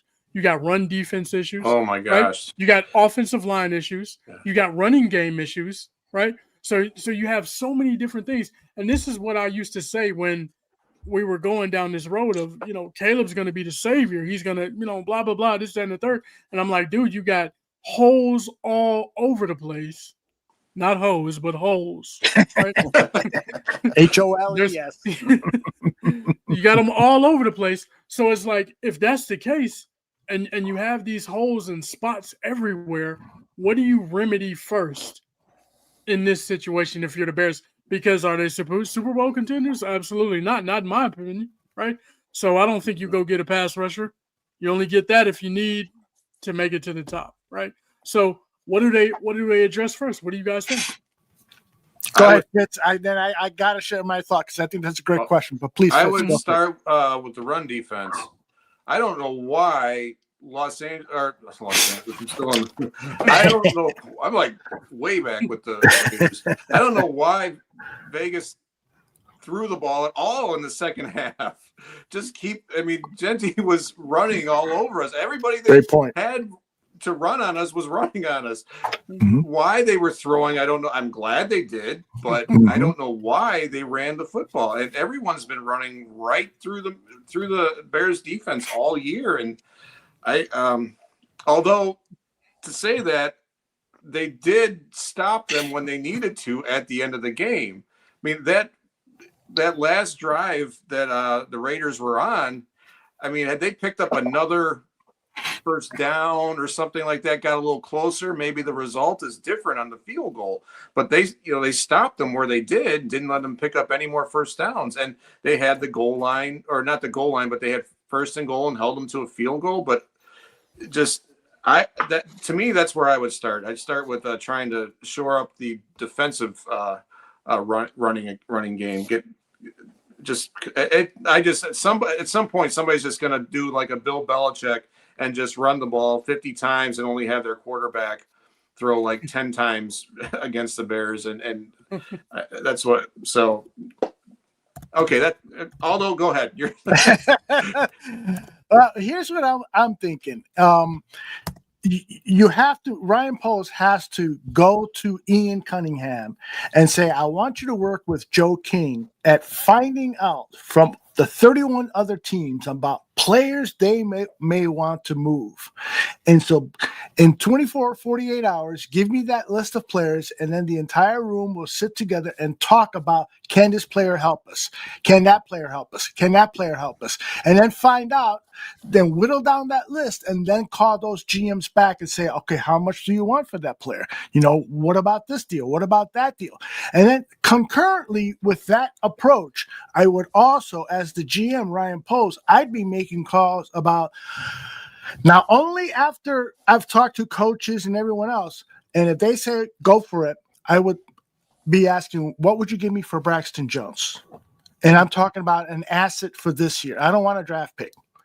what would you give me? Who's available on your roster that you would give me? Or if you've targeted a player on that roster, see if there could potentially be a marriage and a trade between Braxton Jones and that player. But I think that's the approach that the team has to take, is find out who's available, see if there's a fit, and then close the deal. That's what I think. Tooch, what are you thinking? Go ahead, Danikin. No. Tooch, go ahead. Yeah, I would. I mean, he's got about a month to do that. Although the NFL trade deadline is November 4th. Yeah, right. November 4th. Like I said, I would make a call over to the 0-4 Tennessee Titans, who aren't going anywhere, and see if Jeffrey Simmons. What would it take to get Jeffrey Simmons over here to shore up some run defense? Maybe I might make a call over the Giants. They just lost Malik Neighbors for the year this weekend, and they're 1-3. They're kind of rebuilding with Jackson Dart at quarterback, and they've got some good pass rush talent on their defensive line. They're committed to Brian Burns and Abdul Carter. So I might see if Kayvon Thibodeau is available. Maybe we can get him. He had a pretty good year in 2023 with double-digit sacks. He's got 2.5 already. Maybe that's an option. We've talked about Breece Hall in the run game, but I mean, I don't. I mean, he's a good ball player, but I think maybe I think we're okay for now in the run game. Would I like to see Breece Hall? I would. I think he's probably going to another team though. Man, when it comes to this question, and I pose the question, I have my thoughts on it. I think the Bears would do well to address the run defense first. I mean, it's just demoralizing, man. You know what I mean? To let somebody run down your throat all game, 240 yards, 7.7 per carry, bro. Like that's, you know what I mean? That's you're setting yourself up for failure because you're giving them second and short. You know what I mean? They don't get to third down. You know what I mean? They don't have to. They can just walk down the field if they really wanted to. So I think that would be the thing that you would want to shore up first. I think Aldo is saying basically you would treat it like the draft and go best available, huh? Mm-hmm. Yeah, that's how I would approach it in this situation, because I'm always thinking when you make a trade, you have to look at it from the other team's point of view. It's got to be a win-win for both teams. At least that's the way I'm going to sell it. So often I see trade proposals on social media that, it's like trade a 5th-round pick for Max Crosby. Okay. Trade Braxton Jones, trade it for Max Crosby. They need a left tackle with Colton Miller injured. No. There's a little mutual respect bromance going on, though, Aldo. He wants to come to Chicago. Oh, wouldn't that be nice? Wasn't there talk a while back when he was were negotiating his contract? Why don't the Bears go out and get Max Crosby? Hell, I was mocking him to the Bears. They got him in the 7th round. Oof.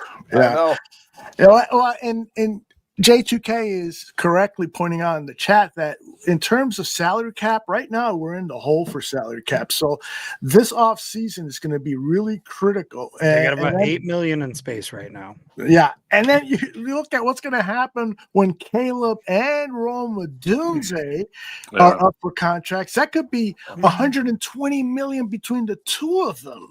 They could be 3 years from 20% of the salary cap. Yeah, but you got to think about these as a GM, right? If you want sustained success, not just a Super Bowl appearance in 2026 or hopefully even 2025, but we want to be the Super Bowl multiple times. So they have to start thinking about how they're going to manage the budget and stuff. Yeah, man. I will find out whether these guys really are good at managing the cap in about 2-3 years, although a lot of money on that defensive line.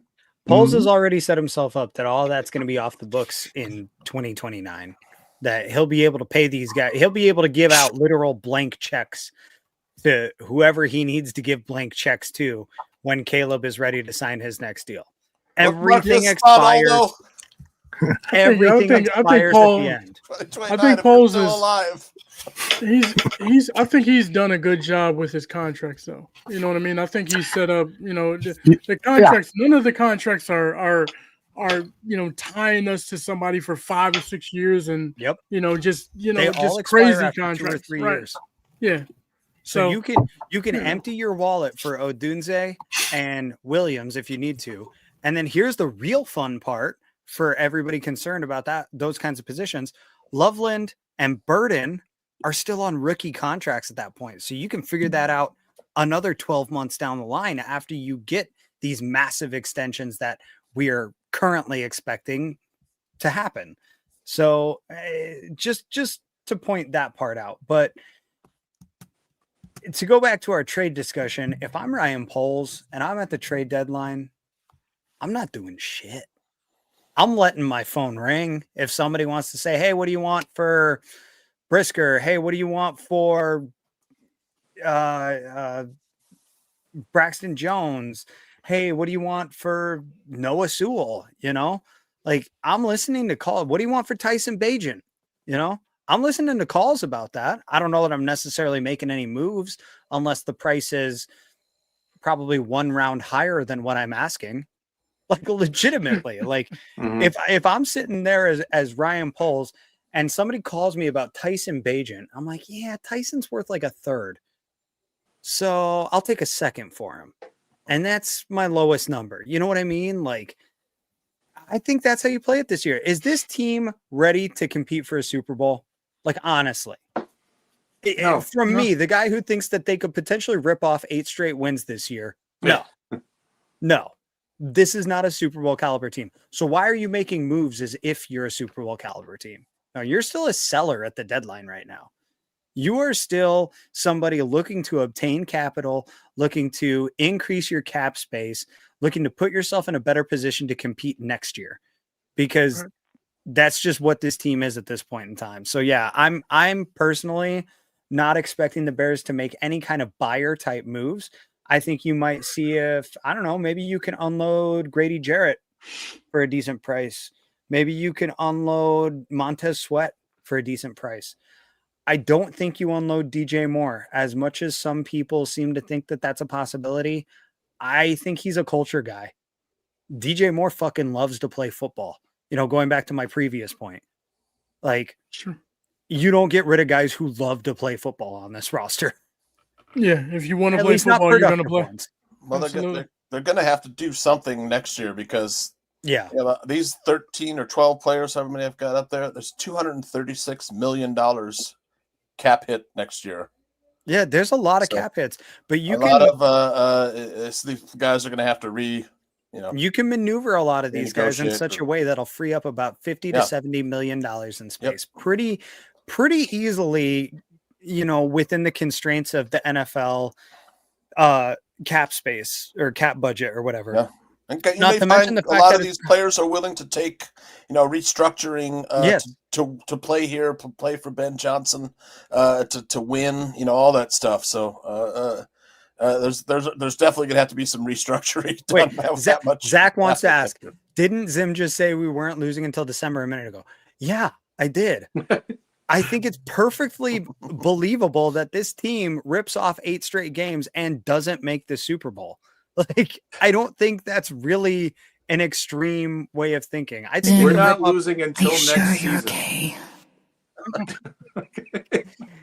It's the way the schedule is stacking right now is very, very favorable for them. It still doesn't mean that they're a Super Bowl contender. It's much more favorable than it looked at the beginning of the season. I mean, if you look at Baltimore, Baltimore looks like they, we could play a game against them. Yeah. They're really struggling, man.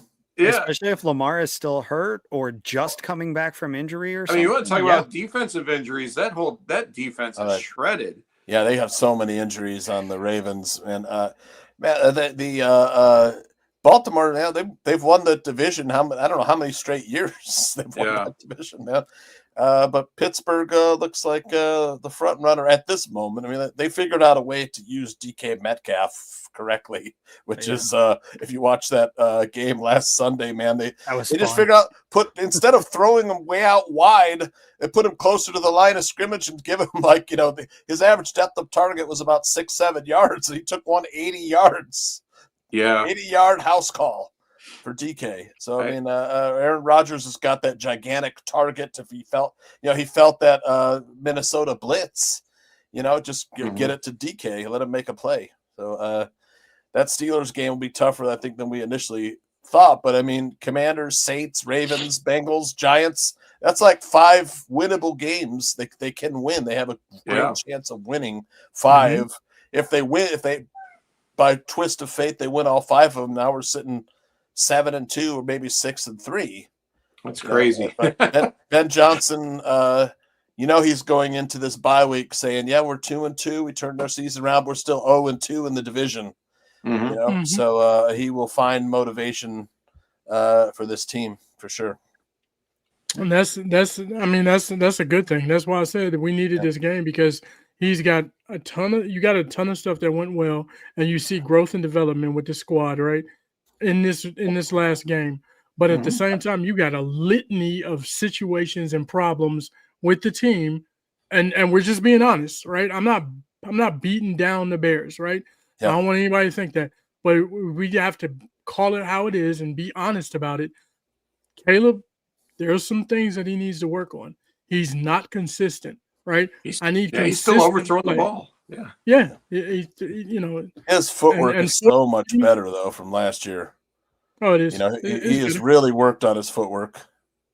It's better. It's definitely better.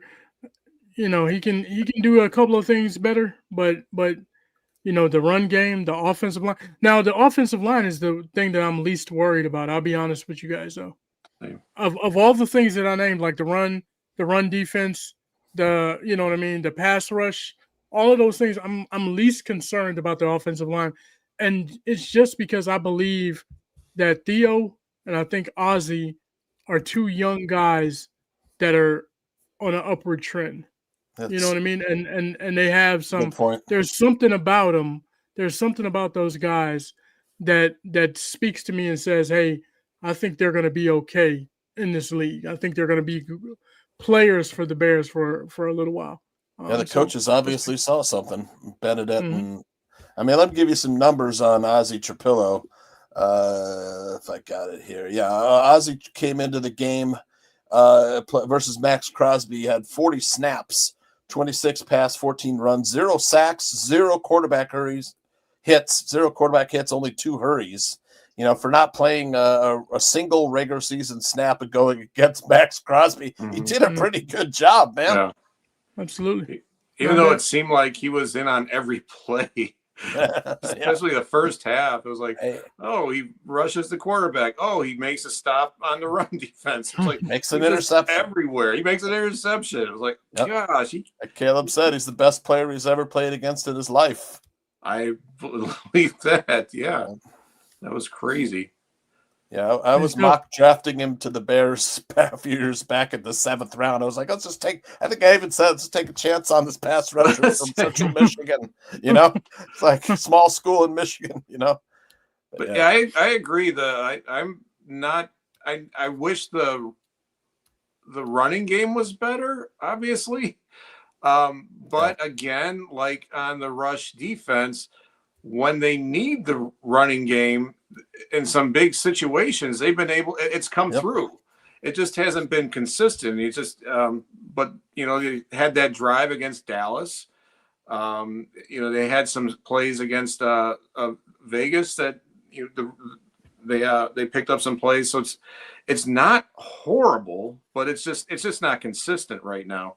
And that's just. But I think as you get those 2 rookies some more time, I think at the end of the year, all things being equal, the O-line will be much more improved than what it looked like, especially on the running game than it looked at the beginning of the year. I think we have to talk a little bit about them taking Braxton out during the game.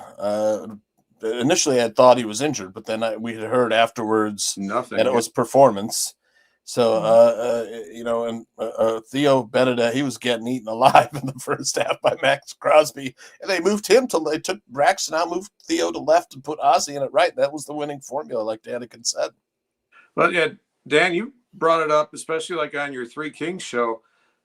Braxton's not a Ben Johnson guy. You know, Ben, he's going to play his guys. He's going to get them in there, and you know, Ozzie and Theo, those are Ben's guys, and he doesn't. That you know, when you have that transition at coach, you have things like that. He just didn't like what he's seeing. It's time to get him out of there. I think it looks at it like he gave him a chance. He gave him an opportunity, right? He gave that's the way I look at it. Like he gave Braxton an opportunity. Hey, you're the veteran. We're gonna give you an opportunity. You're contract year and all of that type of stuff. So we give you this opportunity. Do you take advantage of it? If not, we got to go to the younger guys. We got to go to the guys that we see. And you look at those guys, man. Like Ozzie makes what's his name? Benedict.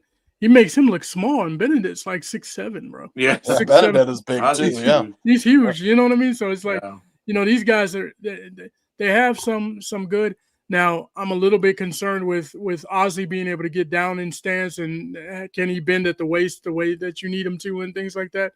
But if he's working on it, then maybe it becomes, really good. But I think they're deep. I think those two guys, like I said, they're 23 years old. They got a lot of potential, in my opinion. We still got Darnell Wright, too. Darnell is a tough and people hate Darnell Wright, right? Like there's a lot of negativity that comes to Darnell Wright. Darnell Wright, and this year it's been a little slow process. Hopefully he gets it going. Of course, I'm not gonna sugarcoat it, but at the end of the day, he will. I think he's a really good player, and he's up and coming right tackle. He's one of the better right tackles in the league, in my opinion. And he was the highest rated. Now, if I don't hold PFF to the highest standards or whatever, but according to PFF, he was the highest rated Bears player all of last year.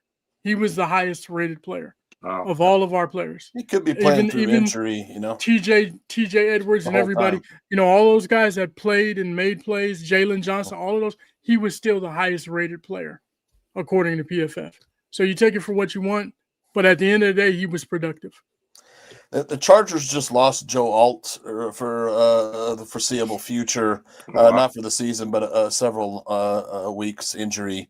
They lost their other starting tackle. I forget his name, Miller, I think I want to say, but I can't remember who they lost. That's the Raiders, right? That's Colton Miller. That's the Raiders. Right. Okay. So they lost another. Really? Maybe the chat room will have it, but the Chargers have lost 2 tackles, and I know Braxton, after being benched, he's not at his highest value, but could you see him trading Braxton? Any of you guys see him trading Braxton Jones? He's out of contract. There's not much, I don't foresee him signing another contract here unless I'm wrong. How do you market a guy that you benched like that for any kind of value? I mean, we don't. I just don't know who would be willing to give anything of value to us for a player that the Chargers. Yeah, I mean, maybe. If I don't know what their depth is at the position. They've lost Joe Alt and I can't remember the other guy's name. Kid from Alabama, Rashawn Slater. Slater. So what did I say? Miller. Slater. Two outstanding offensive tackles. So they're hurting. I would think, Fitz, that there is some team, at least maybe even if it's not quite yet, but over the next 2-3 weeks, who's going to lose an offensive tackle, and the team is going to say, we're so close to being a playoff team. Let's pull the trigger on Braxton Jones. Yeah. What do they want for That's what I was saying. Yep. Yeah, I hear you, bro. But that's the thing. I think Fitz is, you got to think about it too. Like, what are they going to garner for him, right? Like that's what you're speaking to. Like the market. What's the market value for going to be for him? They're going to give him. What was he, a 5th round pick? Maybe a 5th. I mean, if he was a 5th, then they're not getting nothing but a 6th or a 7th at that point. Maybe we could get. He's 26 years old, bro. Left tackle's a premier position. I think maybe we could get our 5th round back. Well, you think you can get a 5th? There's no way. There's no way to get a 5th for him. There's no way. For Brown? I believe it. No, I think we could. He's 26, and he's about to have to sign a contract, right? Yep. Yeah, he'll need another. So they're going to give him. You think they give him a 5th for that? I think they'd give us a 5th for Braxton. I mean, look, he might just be a rental player for. It's a possibility he doesn't sign the contract, so they're going to give him a 5th. Well, we gave a fourth may. for Keenan Allen, and we didn't get him. He didn't get a contract with us either. But yeah, but Keenan was a way better player than Braxton Jones is. Yeah, but way better. It's not even close. Left tackle's a premier position, though. You know, that's the only reason I say we could get a fit. I think Tooch has a point here, because the one thing, and I say this about us Bears fans so often, we don't really know how bad it is out there with left tackles in this league. I mean, there are some teams that have some horrible linemen, and then the left tackle being the most valuable position. So I think you have those just because points to of negotiate, that, you know? right? You got a 5-year veteran, 4-year veteran guy who is very athletic, can get to the second level, third level, knock safeties on their ass. Yes, he's not 100% or anywhere near that in pass and run protection. Yes, he's just coming off a terrible injury that he probably will not be 100% healthy until November, December. But I still think he has some trade value. I do too. He's got trade value, but it's to the right team. You look at the Chargers, a team like the Chargers, while they're hurting, they're very hurting. Like what you said, he's better suited. He's not suited for pass protection. He's not suited for run blocking. He's suited to get out. He's athletic. And I like those things that he does. But you need to have a mobile quarterback that's running the ball quite often to do that, right? And when you don't have that, you need to have Lamar Jackson where you can get outside and run block for him and things like that. But Braxton, I think he just has too many deficiencies in his game that would take away from it. It's possible, man. You don't want to play on your team, is what you're telling me. Left tackle in football is sort of like a left-handed pitcher in baseball. That as long as they're healthy, they could probably always have a job. That's right. Good point. Good. Like a left-handed power hitter. Yeah. Yeah, losing 2 of your tackles might makes the team desperate. You know, I think so. I'm just saying. Bring him in here. You know? I mean, somebody took Charles Leno, right? And he made all that money, right? Yep. Charles Leno was a perfectly league average left tackle, but everybody wanted better, so they moved on from him. And it turns out that perfectly league average is perfectly acceptable. And I don't think the Bears will make that mistake again. I mean, if you really some all those weed, can't smell anymore. If you really want to depress yourself, go look at the 2026 free agent market for left tackles. It's brutal. And that's the thing. That's the thing. You're not going to have, guys are just not available, man. Those guys are premier, like you said, Aldo. It's a premier position. They don't become available. Once a team gets their hands on a really good 10-year guy that they can plug in at left tackle, they ain't letting them walk out the door. Yeah, a guy like Josh Simmons that it really sucks the Bears didn't have the opportunity to draft. Oh, wait. Don't get J2. You're talking right to J2K. It was his guy. Oh my gosh, yes. See, but I do think that the Bears have tried to draft some of those guys that fall under the bucket, draft and develop. Guys like Ozzie, guys like Amagaji, guys like that are guys that that can't step in week 1 of their rookie year, but maybe in week 1 of their second year.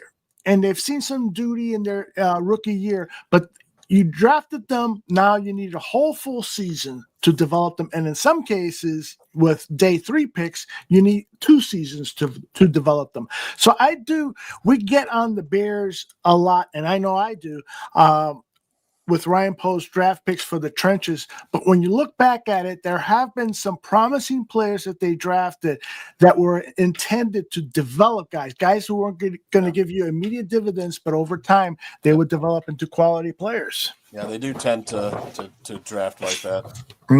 Now, some of that hasn't come to fruition. That's the problem. We drafted guys, and the development part didn't work out too good. Probably look in the SEC and the Big Ten a little more often than the Ivy League.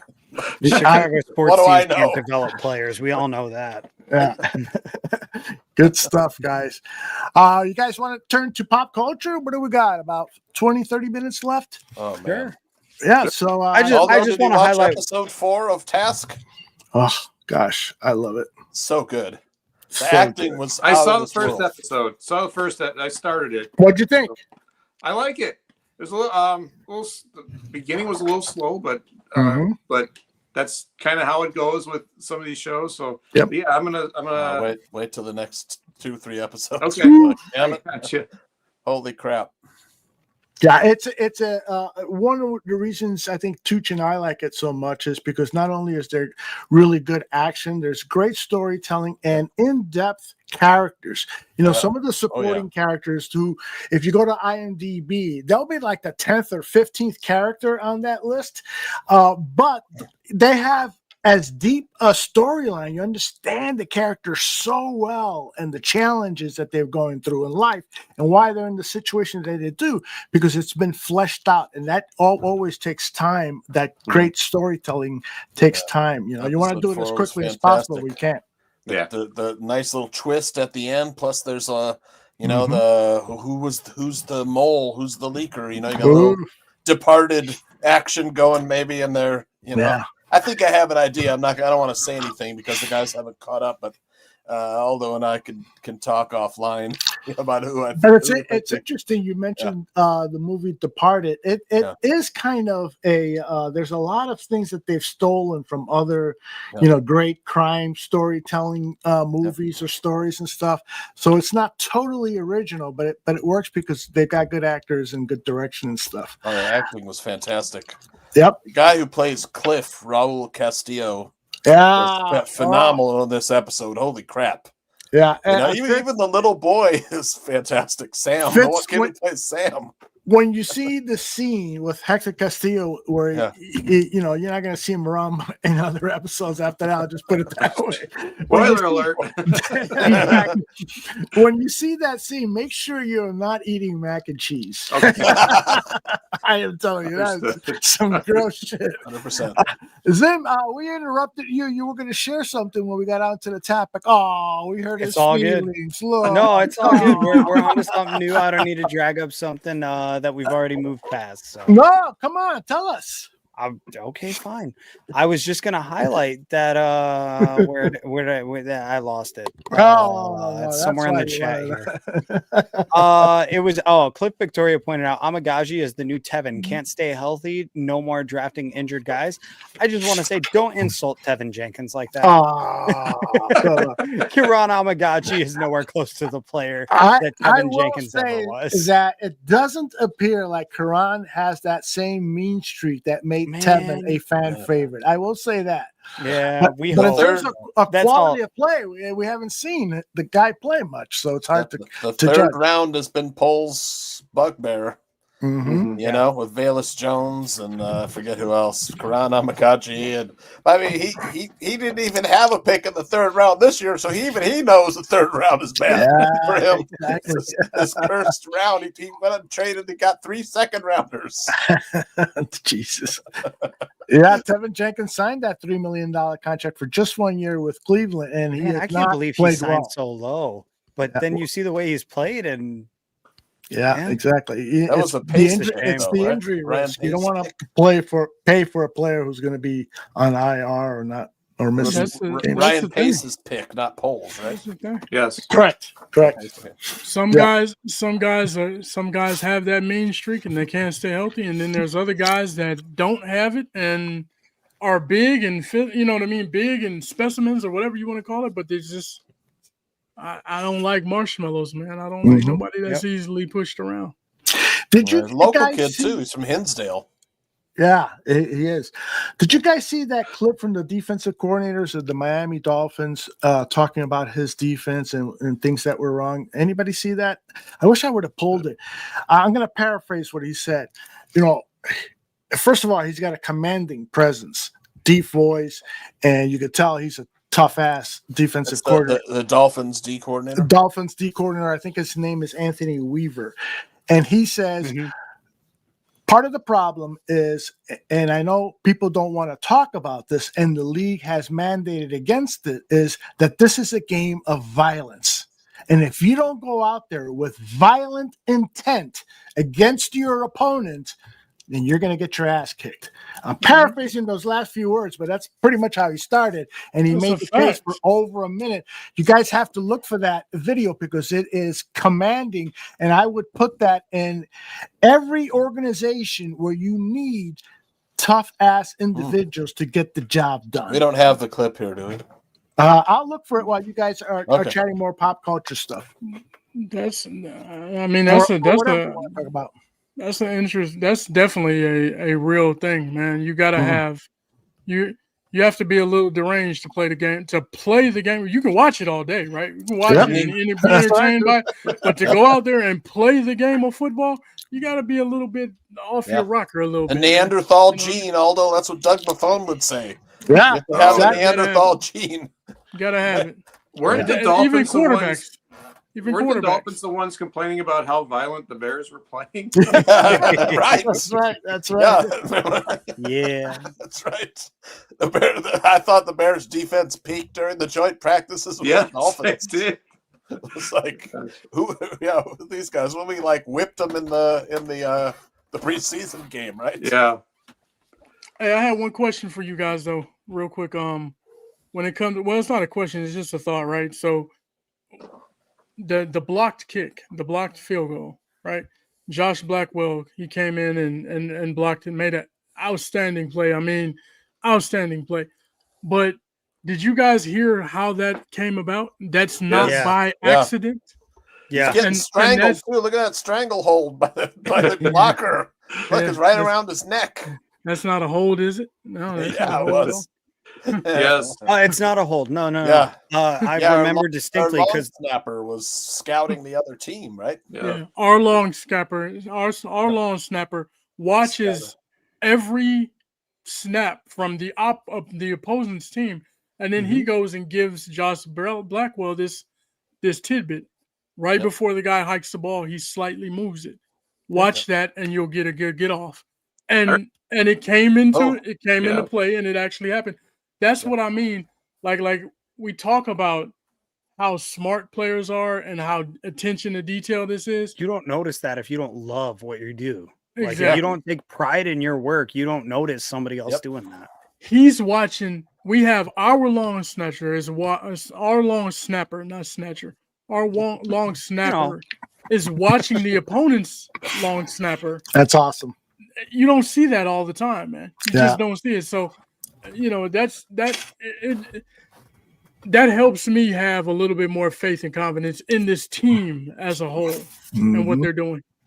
No, I love that. You have to have that attention to detail in order to go from good to great or great to better or whatever the expression is.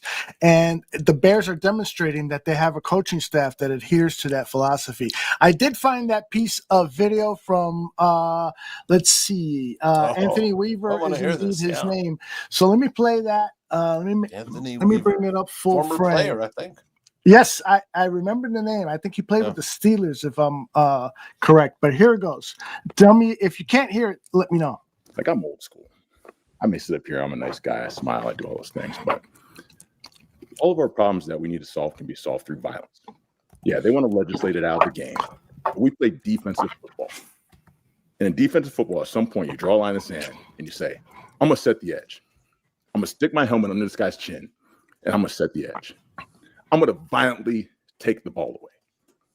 And that's what we need to do with a steely-eyed focus, with resolve, with resiliency, and we're going to stop people. And I'm determined. We're all determined for that to happen. That is awesome. And I believe him. Exactly right. Absolutely. He's ripped.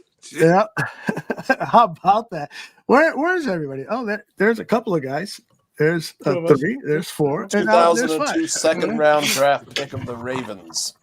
Oh, okay. That's where the name is familiar. Oh, so he played with Ray Lewis. Okay. Yeah. From Abilene, Texas. No wonder he has that mentality. When you play for the Ravens, like in that era, you got that mentality. Yep. He played on the Texans too with Brian Cushing. Yeah. That dude played with Ray Lewis and Brian Cushing, two legitimate psychopaths. So no surprise there. No surprise. He's talking about violence. That's it. Yeah. I can't wait for the days, and we're nowhere near that nowadays with Dennis Allen's young defense. But I can't wait for the days where we get a defense like that, where we know, well, the opposition knows when they're landing at O'Hare. It's like, okay, here we go. We got to face these guys. Bring the icy hot. That's it. That's it. Exactly. Exactly. All right, let's get back to pop culture. Fitz, you got anything? And please don't tell me you're watching Friends or something like that. I went the exact opposite. I'm a big history buff. Oh, cool. And I love World War II history. I've been writing about World War II history since the 6th grade. Oh, neat. And on Netflix, it's I just finished watching Hitler and the Nazis, Evil on Trial.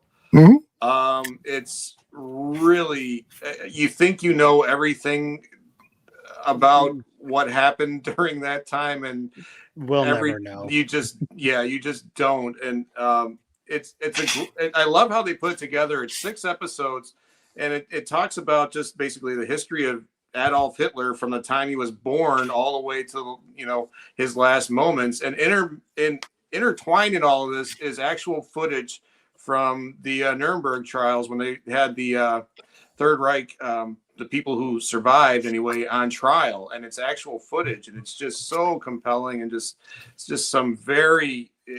I thought I'd seen all the footage and everything I've watched, and there was some new footage that I hadn't seen, and it just it left an impact on me. So if you're into that kind of stuff, I suggest it. It's been out for about a year on Netflix, but yeah, if that's your thing, I highly suggest watching that. And Fitz, let me hook onto that. I saw a movie. I watch a lot of Turner Classic movies on the weekend because I like the old black and white movies. And on Saturday night, they showed a movie called Berlin Express. And why it was so cool is there was a guy, a filmmaker, who during World War II, and he was one of the first guys in Germany, and with his 16 millimeter camera, he shot a lot of the destruction from that Germany had in its major cities and the ruined buildings and so forth. Yeah.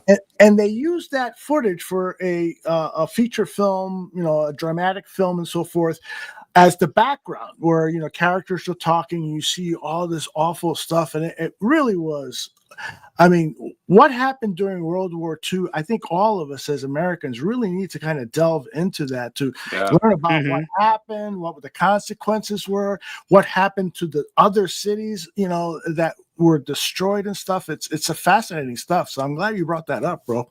Yeah, and I just want to add one of the scenes that really impacted me was it was the celebrations of Hitler's birthday that they showed through the years from 1936, and you get up to I think it was 44, and it's the annual celebration where everyone's in the streets, and 1 year later he's in a bunker cutting a piece of cake, with about 10 people around him. I mean, it went from he had the world in his hands to absolutely nothing. And it's just how power can just slip right through your fingers like that, So anyway.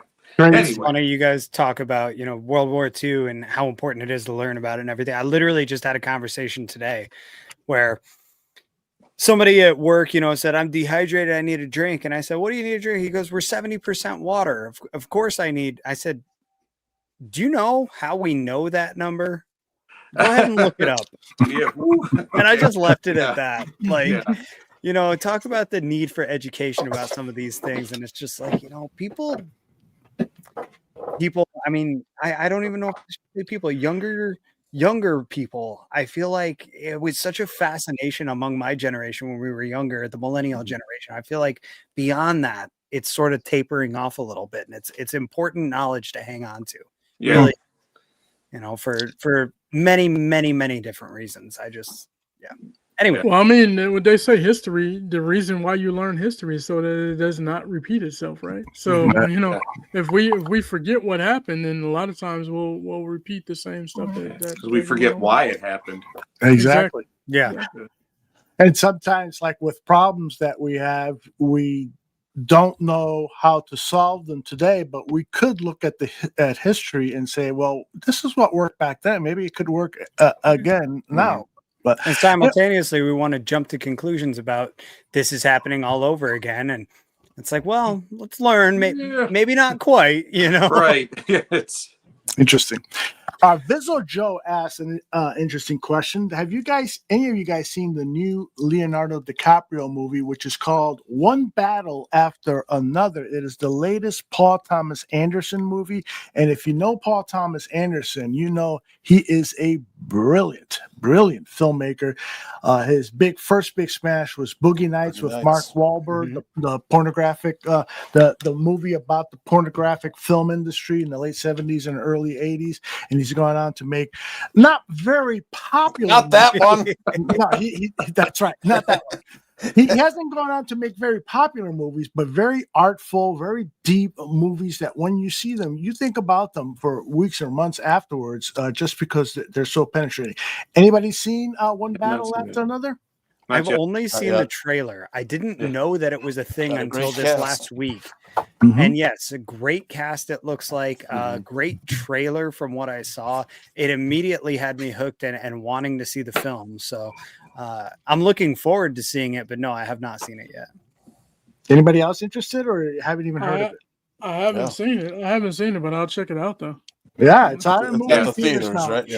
Yeah. This he's an old time filmmaker, and so he loves to have his movies. Paul Thomas Anderson, the director and writer, he wants his movies seen in a movie theater. He knows that is not very likely nowadays, but if you can get out to the movie theater and see it the way he wanted it presented on a 70 millimeter wide screen with deep focus and all that stuff that makes his films so visually interesting. I gotta admit this. I'm a little bit of a snob when it comes to movies, but I've changed over the years because I paid for a 70-inch 4K HD TV. I'm watching those movies at home. I ain't gonna pay $30 to watch it in theater, but I might for this one. Anybody else? I'm the same way.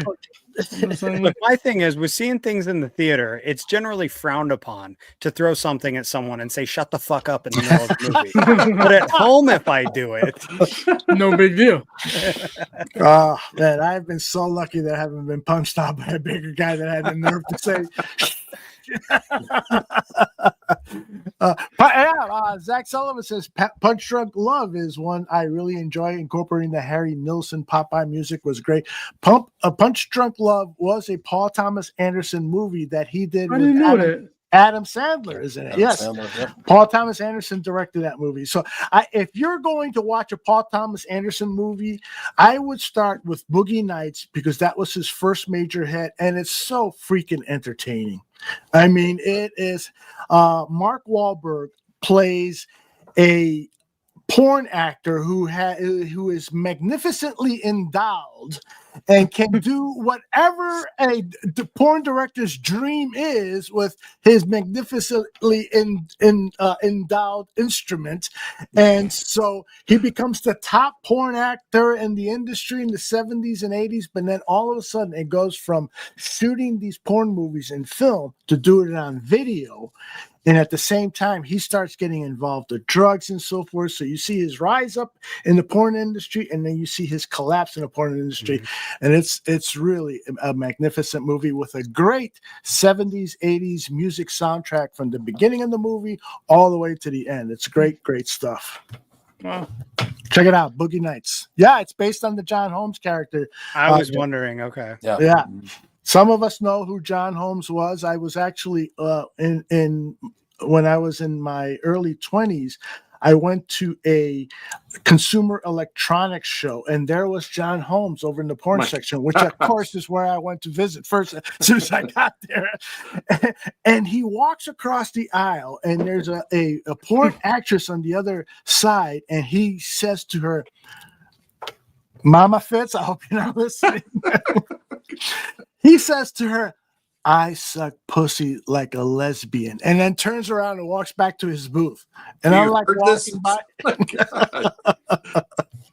I'm walking. I kept walking away. Anyways, but the what did she say? She like, give me some macaroni and cheese on my burger too.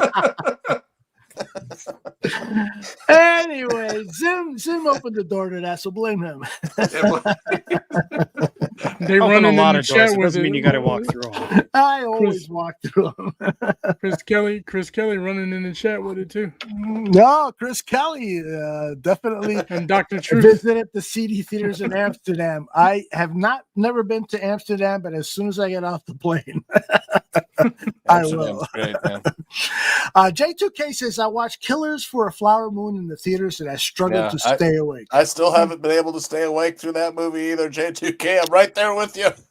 Yeah, I haven't finished it. I fell asleep. I think it's a great work of art, but I know exactly what you guys are saying. I had to watch it in 3 different nights over a week because it is long. Yeah, it's long.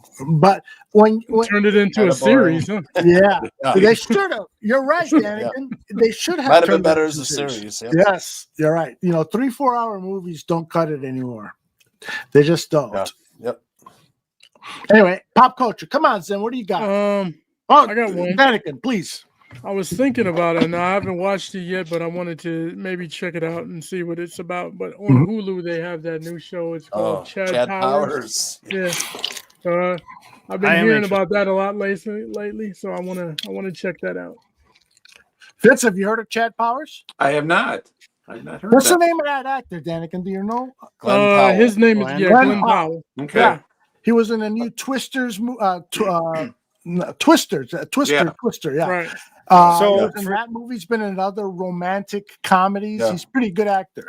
For those who don't know, the concept of Chad Powers is based off of a gag they used to do on ESPN or with Eli Manning. Or something. With Eli Manning. Eli Manning, or they did it with Jared Goff as well. A couple other quarterbacks. They sent them to like community college as like a tryout player. Yeah. Okay. And then the guy goes in there and just dominates. He was and at they're Penn just like, State, wasn't he? "Holy shit." Eli Manning was at Penn State. I thought It was wasn't something it? like that. I think Eli didn't he go to like the combine or something like that too?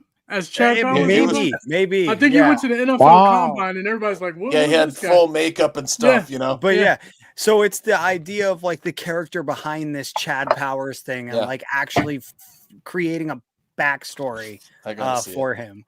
Yeah. Yeah, I forget the Glenn Powell movie I saw. He did a romantic comedy with Sydney Sweeney. It was pretty funny.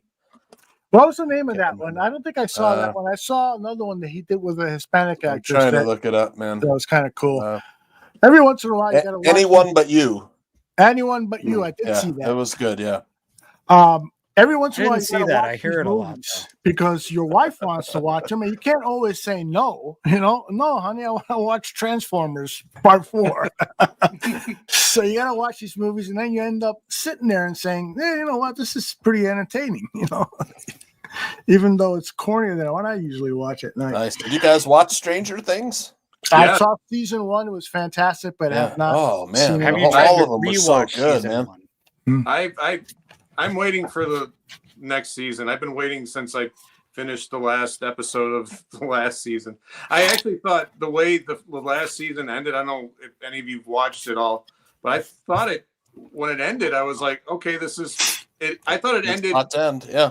It was done. Because it would have been good had it just ended right there, but they're bringing out another one. I'm like, I'm all for it. So I love the feel of Stranger Things. Got that 80s kind of lo-fi. Yeah, great. Right up our alley with that. Shag carpet, wood paneling. I thought it was great. I thought it was great the first time I watched it. I was like, man, they really captured the vibe and the mood. And then when Stranger Things season 2 came out, I went back to rewatch season 1, and like knowing what was happening and not being as invested in the story, I was like, oh my God, this is just like an 80s stereotype list, and they're just checking everything off as we go through the season. I was like, this is unwatchable now that I've noticed that. So Interesting. I want to give it another chance. I really do. My son really loves it, and I want to be able to like connect with him over it. But at the same time, I'm just like, it's like they had this list of like everybody just wrote down like, what do you remember from the 80s? Check, check, check. So what is the this Duffer next Brothers. season going to be like? Are all the kids now, Are they collecting college age, Social no? Security or something? What do you have any clue, Fitz, on? No, I really don't. I'm just waiting for it to come out. I'll probably have to go back and watch the last few episodes to. Yeah, it's always been a good so idea. long. I mean, it's been like 2022. I think was the Yeah. last one. That's what I don't get It is about great. like If you these. grew up in the 80s, it was great to watch. He's Well, right. I haven't seen that show. I haven't seen it, but I did try the Doritos, the Stranger Things Pizza. Doritos. Yeah. Okay. I tried those. They were not bad. I want to try they got frozen pizza, the surfer boy Yeah, pizza or something, somewhere. I surfer gotta- guy. Interesting. Yeah. I would try that. To do we get Fitz to do a little Stranger Things pizza review. I would, one yeah, time. if I find I it, don't I'll know, get man. it. Definitely. I don't know. Yeah, Yeah, I don't know. Yeah, I don't know. She just got married. 11. We're used to pizza in Chicago. It's so maybe. We'll see. be careful. Frozen pizza is its own category. Yeah. There's the level of That is true. it's completely Home Run In is the king of frozen pizza. I Yep. agree. My wife does No the question. grocery shopping at our home, and when she comes back with 2 or 3 frozen pizzas, I say to myself, "Okay, she's going to be out a lot the next couple of weeks." Yeah, really. That's what I'll be eating. Yeah, I think Millie Bobby Brown married John Bon Jovi's son. Is that right? I think. Ooh, wow. I can't remember who she married. I think she married the son of Bon Jovi. You learned about this while you were working on People Magazine, exactly. Yeah. Yeah. I miss Yeah. my Entertainment Weekly magazines. That's how I stayed on top of pop culture without it in my mailbox every week. I'm falling behind. Yeah, It's Jake one of those Bon things Jovi. that it feels like they want to be a Just power got married. couple, but really they're just an answer to a trivia question. So, what do you guys think about Bad Bunny being the Super Bowl halftime entertainment that was announced today? I only know him from that Happy Gilmore 2. Yeah, he is definitely a musician that will be playing. Mm-hmm. I'm more interested I'll to have see to who his special guests end up being, because I don't believe that Bad Bunny is big enough on his own to fill that stage. I don't know. I don't know about there, will there be like, if there's like choreographed dancing, I'm in.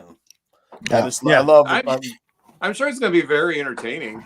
I mean, It's been all downhill since the weekend. Oh, what are you talking about? Last Since year was Prince, great.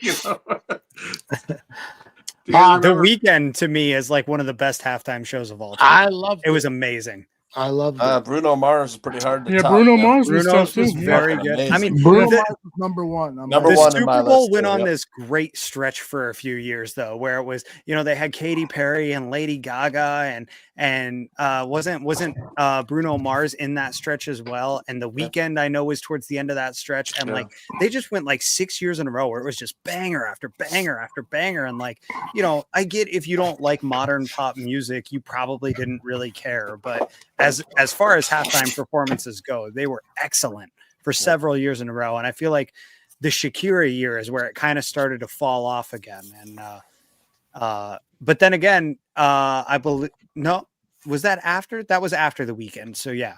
Yes, it was. That was 21 or 22, if I remember right. So they had. last year's was good. They had Dr. Dre one time. They had. when they were in LA. That was pretty good. I thought that was all right. That wasn't bad at all. The staging what, on 2 that years one ago, was- 3 years ago That was 2 years. in Detroit. Yeah. No, That was a phenomenal staging. That the way they staged that with all the different singers and stuff was fantastic. Yeah, it'll be fine. I'm sure it's going to be entertaining, and I only know him through my daughters listen to him, so whenever I'm around them, I hear it, and it's not my thing, but I'm 2 months from 50 years old. But yeah, I don't know any Bad Bunny songs. I was to gonna be say honest with you. I'm a lot younger than you, and I don't know that I can say I've ever identifiably heard one of. But his isn't songs. he the #1 artist in the world worldwide? Yes. He's huge. Yeah, he's huge. I think the Super Bowl is the perfect venue for that. Yeah. Absolutely. Everyone all over the world is going to be watching it. Fitz gets it. Fitz gets it. Absolutely. And that's the thing. That's what I thought that was obvious, but yeah, I know this guy because he's Puerto Rican, and any Puerto Rican athlete, musician, actor, stuff like that. You have a Rolodex. Yeah. Yeah, exactly. And the thing is, I'm not a big fan of rap music, so I wasn't super familiar with his songs. But I saw him on Saturday Night Live. He was the guest, and he had just released, I think, the second or third album from his present album. Yeah, I think it was the second. Anyway, the song was called Monaco, and it used old classical music to start with, and the staging on the Saturday Night Live show was fantastic, and the music immediately grabbed me because he sampled music that was classical, with violins and so forth, and then he gets into his rhymes about that song, and frankly, he's rapping so fast, it's like English music. I couldn't keep up with it. So I always go to Google and see what are the lyrics, what's he singing about?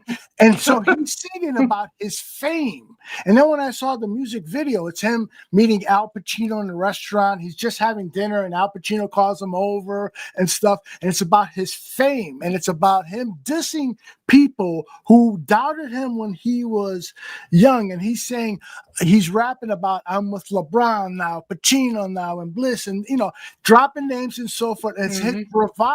I don't particularly like stuff like this, but the music is so catchy, and he's a fellow Puerto Rican and stuff. I'm into it. Okay. This guy is good. This guy is good. And so I think for a lot of people who are into hip hop and that culture of music, who loved Kendrick Lamar last year, this for Hispanics is going to be our moment on the Super Bowl stage, and we're going to love it, and probably a lot of other people are not. Yeah, I didn't know much. I didn't listen to much of Kendrick Lamar's music, but I thoroughly enjoyed the show. It was great. I mean, so and trust me, I studied that whole thing about him and Drake and stuff, and the whack song and stuff. Yeah.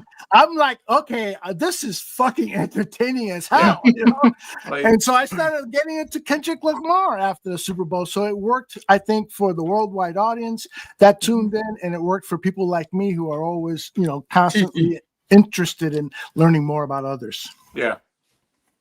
Bad Bunny will have some Bad Bunnies on stage, guarantee. Yes. All right, so that's speaking of Bad Bunnies. Do we have a weather girl tonight? No, unfortunately, we don't. Oh, put some money in the weather girl jar.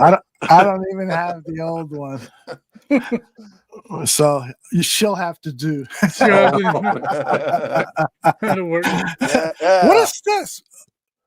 Oh, yeah. What are Bears players going to be doing on the bye week, Aldo? Going to Cubs games and eating some glizzies. So, yeah, keep them out of Wrigley, man. We don't need them getting the loser stink all over them again. So I got they just washed it off. Fitz, were you at the Cubs game today? I was not at the game. I was down in Wrigleyville with my daughter, bar hopping, and sweet, having a good time. Good stuff. Good stuff. So, Fitz, do you know is the next game in Chicago or in San Diego? It's in Chicago. It's Chicago. Yep. These 3-game series, these wild cards. It's I like that series. Just like the.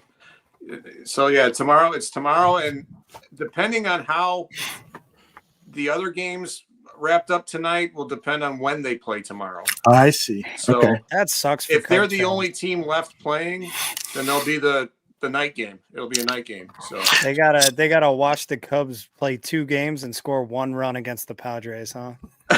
Hey. So Zim is a White Sox fan. So you guys go out. Beat his fucking ass. Go ahead. I don't care. Fitz is a White Sox fan. I'm a White Sox fan too. Oh yeah. They're both on the wrong side. I will say why I couldn't like both teams. As far as fan experiences go, the Cubs definitely have the superior fan experience, in my opinion. But even that's just when we went to Chicago 2 months ago now. we went to Wrigley, like we just happened to be driving by, and I was like, I got my camera with me. Let's get out and take some pictures. And as we're taking pictures, the kids are just running around, and a stadium worker comes out and just gives them some free stickers. Like, here you go, guys. Like, enjoy the Cubs and whatever. I'm like, that's how you make fans. Like, that's how you create lifelong memories. Absolutely. For people. Whereas, like, I feel like you go do that at the Sox stadium, and they're like, "Hey, why are you here? Get off of our property." Yeah, like we're going to close half of the entranceways to make sure it takes an hour to get in. You know, exactly. So what you're saying is that, like, the Cubs do a very good job of fostering a culture, embracing the fanhood, and really like trying to draw in new consumers. Yeah, generation after generation type of a thing. Yeah. Cubs embrace the fan base, and the White Sox organization, they get you guys for trespassing. They're like fan base. We're supposed to have a fan base in this economy. The White Sox. Yeah. But Sim, I gotta ask you, and Fitz, as White Sox fans, what the hell is happening with the Chicago White Sox? Are they going to have an interesting team next year, or is it going to be more 100-loss seasons? No, look at this season in two parts, right? Look at this White Sox season as before the All-Star break and after the All-Star break. They have almost the same amount of wins, and one of those is about twice as long as the other.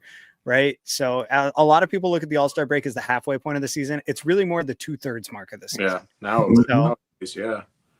So no, the White Sox, they're young, they're exciting. They've got possibly the next superstar shortstop in the league in Colson Montgomery. I mean, he's going to have to hit over 250 to be that. He hit over 250 and he hit 21 home runs in like 50 games. I don't think he's going to consistently. Did he hit from July 5th? So it's a small sample size of him hitting over 250. Yes, it is. It is a somewhat small sample size. However, he's going to have to hit that in order to be a good shortstop. It is a major league record for home runs hit after the All-Star break by a player who did not play before the All-Star break. Yeah, nobody has, as a rookie, he did that, and nobody has ever done that, including players who were hurt, including guys who, just got to slow starts of the season. Nobody has ever hit more home runs after the All-Star break without hitting 0 before the All-Star break. Yeah, 0 at-bats, I think. It's notable. And he's a good player. He's good defensively. Who's this again? Colson Montgomery. The White Sox shortstop. He's not well known. I have some prospect autographs of his that I've never been heard of on to for a couple of years. My favorite one, it's one of my favorite cards in my collection. I have a Colson Montgomery numbered 4 out of 20. So it says right on the card, Colson Montgomery 420 with a big autograph on it. I love it. My concern with the White Sox is I remember just in very recent history here having a very young, exciting team around 2019. Mm-hmm. Eloy was hitting bombs. He had over 30 home runs, I think, and they had some young pitchers, and they reached a certain point, and that was it. And that team had serious chemistry and injury problems, and I don't see it happening with this current squad. That team was also shallow as hell on the bump, and again, it's a problem I don't foresee happening again. They've gotten so much deeper with pitchers this time around. I truly believe that having Tommy John surgery back in Didn't they like 6 or 7 of them? They had like 7 guys get Tommy John, and they just fired their pitching coach. I don't know how that's going to work out. They're cleaning house there. But I'm a fan, and I will sit there and root for them. But I'm just concerned about getting my hopes up because because you see the pattern, and they're like, okay, if we get over that hump, okay, fine. But I just we'll see next year. The window's closed in baseball, man. Their window was open for a minute, right? Well, but their window is currently not open at all. Yeah, they don't have. That's what I'm saying. There is no window for them right seasons. now. You don't have a window. The conversation makes sense like a motherfucker. Completely closed right now, so there's no pressure. They have time to open it and try to go win again. And doing it really well with the best young catching duo in baseball, with a budding superstar at shortstop, with a Rule 5 pitcher who might be the best Rule 5 pick maybe ever in Shane Smith. Since you're mean Mercedes. But I mean, there's reasons to be optimistic about the team the same way that we were optimistic about the Bears. Like, think like the Bears circa 2021, you know, when you were like, clearly like they're about to do something new. Like, let's see how this goes. And like, yeah, it obviously didn't pan out, but some of those players are still kind of exciting to see around the league and doing their things, and others completely burned out in other ways. And I think the White Sox are, you know, they're either about to be the Ben Johnson Bears or they're about to be the Matt Eberflus Bears. And we're going to find out over the next few years. Here's the problem that I have. And I agree that the best way to build a winning team, football, baseball, basketball, hockey, is to invest in the scouting department and draft and develop players. That is by far the best. To pay millions, hundreds of millions of dollars for aging veterans who have proven that they can play well, but have not proven that they still have anything left is too risky. And we've seen it fail time after time with Chicago sports teams. Yep. My problem is this. I'm 67 years old. I don't have time for draft and develop. Well, I mean, we gotta win now. My thing, and at the end of the day, my thing with the Sox versus the Cubs, right, is like I would rather see a team like try to build it from the ground up the way that the Sox have over and over and over again, than like a team that tries to build it from the ground up and then gets impatient and just starts buying players the way that the Cubs have the last couple times around. And it worked in 2016 because they didn't really buy too many players. They got like one or two guys that were just like accent pieces. You know, they were the sprinkles on top. Chapman, they really example. Yeah. You got Chapman. They also got Jason Hayward, right? Hayward was another one. And ended up being stuck with him for 4 or 5 years after that. But you know what though, Aldo? If you win, it's worth it. They won the championship. But I don't care if I was stuck with him. He did not have a great postseason. He did not. I'll never forget Bill Murray talking to him. And I'm like, why is Bill Murray in the Cubs clubhouse celebrating World Series? And I get it. He's a big mega star, but he should not have been there. Anyway, he's talking to Hayward, and the camera's on them, and he goes, "You guys were great. I know you didn't have such a great year." He said that to Hayward in his face, and I'm like, Bill, you're drinking too much. Go do another Groundhog Day movie because that was stupid. But yeah, you know, I get it. I get it. Win at whatever cost it takes, right? Yeah. I think that's what I'm hearing. But man, I wish there was a better way. I just feel like when I was a kid, there was just the sports were better because there wasn't so much of a focus on free agency and big contracts and so forth. Well, that's what made the 05 Sox like so much fun. From a fan's perspective, I've said it before and I'll say it again. The White Sox accidentally won the World Series in 2000. I agree. They had no only intention. won 100 games. Well, I mean, honestly, there was no intention behind winning a World Series that season. I agree. They went out and they put a roster together that they said, yeah, we can compete. You know, it's a typical Jerry Reinsdorf roster. Yeah, we can probably make the playoffs, and that's good enough to put butts in seats, so we're good. And then that team got hot and they won. Yeah. I mean, I think that's what the Cubs did this year, to be honest with you. Yeah. I think at the trade deadline, the Cubs have a team, and I thought they would kind of swing for the fences at the trade deadline. Instead, they went for a weak arm that got hurt, and they went for Willie Castro, and to me, that didn't move the needle. You know, when you're in a Major League Baseball locker room nowadays, in my opinion, when the trade deadline comes around, the organization is speaking directly to you, right? And if you bring in somebody that's really going to help you, like say Suarez, right? When Suarez went to Seattle, hitting bombs, if they had brought him to Chicago instead of like Willie Castro, that speaks to the locker room and that speaks to the clubhouse. And the clubhouse says, "Oh, they believe in us right now." To me, what the Cubs did was, we'll make a little move here and act like we're doing something, but we're really not because we don't really believe in you. And I think that's what slowed the Cubs down this year, in my opinion. Interesting. I've heard that from some of the guys on the Score Sports Radio in the morning. That was some of the complaints that they had about the Cubs may have lost an opportunity this season by not being more aggressive at the trade deadline. Well, I'll tell you this. This is Bare Their Souls, and I never thought we'd be talking about baseball on Bare Their Souls, but I'm going to bare my soul. I don't give a shit if it's the Cubs or Sox. I just want a Chicago team to win. That's how I roll. Yep. Now, with the Bears, it is totally different. I will watch the Bears after they get their asses kicked, and the next week I'll be like, I forgot about the pass. I'm really not.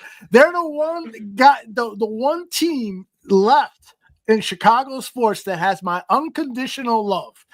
Cubs, Sox, Bulls, Blackhawks. Yeah, I'm only gonna love you now when you're gonna make me happy. Right. That's it. I'm sorry. I don't have the capacity to love everybody unconditionally.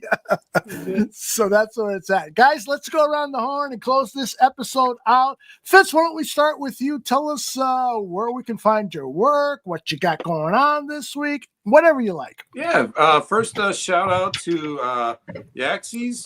And on Clark Street, that's where I was at and had some food today. If you haven't been there, had pizza and wings. It's a great Chicago spot. Hasn't changed much in 30-some years, but it's still a great place. So if you're ever in the Wrigleyville area, check them out. And you can check out all of my videos on YouTube at Fitz Magic Shy. I think I've got 70 now on there. So nice. Yeah. So I got to start cataloging them, like North Side, South Side, West Side type thing though, but yeah, so check me out on YouTube. I got some suggestions about where to go next this week, and I will keep that a secret right now. So I like it. Are you that way where you don't want the restaurant to know that you're there to review because they might do favorable things to you that they wouldn't do to Zim or Tooch? Yeah, yeah. I've only gotten free food at one place. Oh, really? Yeah. So where was that? That was Hagen's. Okay, I'll be at Hagen's tomorrow. Fish market. Yeah, right. Goes down the street from my old place. Yeah, Hagen's. How about that? Very cool. So get some fish and some shrimp over there, and they got some good stuff. But yeah, all the other ones, I don't tell them I'm coming. I had one that said, come on by, and I did without telling them, and then they got upset. Oh, really? Like, you should have told us. I'm like, well, no, I don't, it's not my thing. I just like being able to say, I did not get paid for this, Yeah, that's makes it more authentic. Absolutely. Yeah, so. Excellent. Danikin, talk to us. 3 Kings in the Midway dropped last night. What else is happening, brother? Yes. Yeah, we got 3 Kings in the Midway. Shout out also to my hacker who hacked my account on X. Yeah, so if you guys, once again, Danikin_DG3, if you see a post from that handle, that is not me. That is somebody that hacked my account, and they have it on private right now. So shout out to them for that. I'll be creating a new one. We'll be, doing that and everything like that. So we appreciate you. But yeah, 3 Kings of the Midway dropped last night. We had a nice show. Check it out on wherever you find your podcast, anywhere. And we're looking to start a video live on that pretty soon, probably within the next 2 weeks. So we're looking to do that. Of course, you can find me here. You'll find me on Twitter. You'll find me on X or whatever. Let's just have fun, man. Enjoy this ride. Enjoy the bye week, and get ready for week 6 against the Redskins. That's a great question. Anybody doing anything special on Sundays since there isn't a Bears game? Are you going to stay home and watch football? Are you going to go out with family? Anybody want to share what they're doing Sunday? Go ahead, Zim. I plan on actually doing my job this Sunday instead of just standing around watching the game and pretending to work. So I think my boss will really appreciate that one. Yes, he's watching now, so he's glad to hear that. Fitz, you got any plans for Sunday? I don't have any plans right now at the moment. That usually changes as we get closer. We're, spur of the moment type of group, but yeah, I don't have any specific plans yet this Sunday. Very cool. What about you, Danikin? Barbecue. I'm gonna hook some stuff up on the grill this weekend. And try Throw to some do some mac barbecue. and cheese on those burgers. Yes. I saw on social media today, I wish I would have pulled this clip. This big guy is on the barbecue grill and he opens up this big ass grill and there's all these big pieces of chicken, turkey, I don't know what they were, and aluminum foil. He pulls one out and he says, "This." Did you guys see this? The turkey leg, yeah. Yeah. Yes. I think I saw that too. He starts Just goes shaking like it. that. And the meat just falls off. I'm like, oh my god, I need to taste that. Yeah. You gonna do that then again? Because I'll fly down to Atlanta for that. Man, I wasn't gonna do turkey legs, but man, it sounds good. I kind of want to now. There's actually I'm gonna be doing that too as well. Is taking my son. We gotta go to the fair. So they got a fair that comes out here. It's a county fair. So he likes to go to that, and I will probably get a turkey leg there. I might do a Fitz and show you guys the turkey leg that they have there. Let's do it. Because they have some good ones. Nice. They have some good ones. Yeah. Good ones. I like that idea. Yeah. We should all do a restaurant review and over the course of the season. Yeah. Zem, you could do a restaurant review of the very place that you work at. I ain't gonna review it. I'm just gonna eat it. Here's my review. I let Fitz do the reviews, man. He's better at that stuff. If I finished it, it was good. If I didn't finish it, it was bad. All right, Sim, what you got going on Sunday, and what do you want to promote? You're looking at it, guys. I'm here on the Barroom Network doing Bear Their Souls. Follow me on X or Twitter, whatever the hell you want to call it, at Raging Bear Fan. I put out a link to the playlist for Suno where you can hear all of the music that I've written for the show so far. And like I say, that's a living, breathing playlist that will continue to grow until probably July. So aside from that, I mean, keep hanging out with us, keep hanging here. If there's anything new, this will be the first place where I share it. And until then, just bear down and keep enjoying yourself. All right, Mr. Santucci. Yep, got some work to do. I've been getting crypto advice from Danikin's hacker. I gotta rethink some things. I love that. Without the Bears this weekend, I'm like every other Bears fan. What the hell am I gonna do?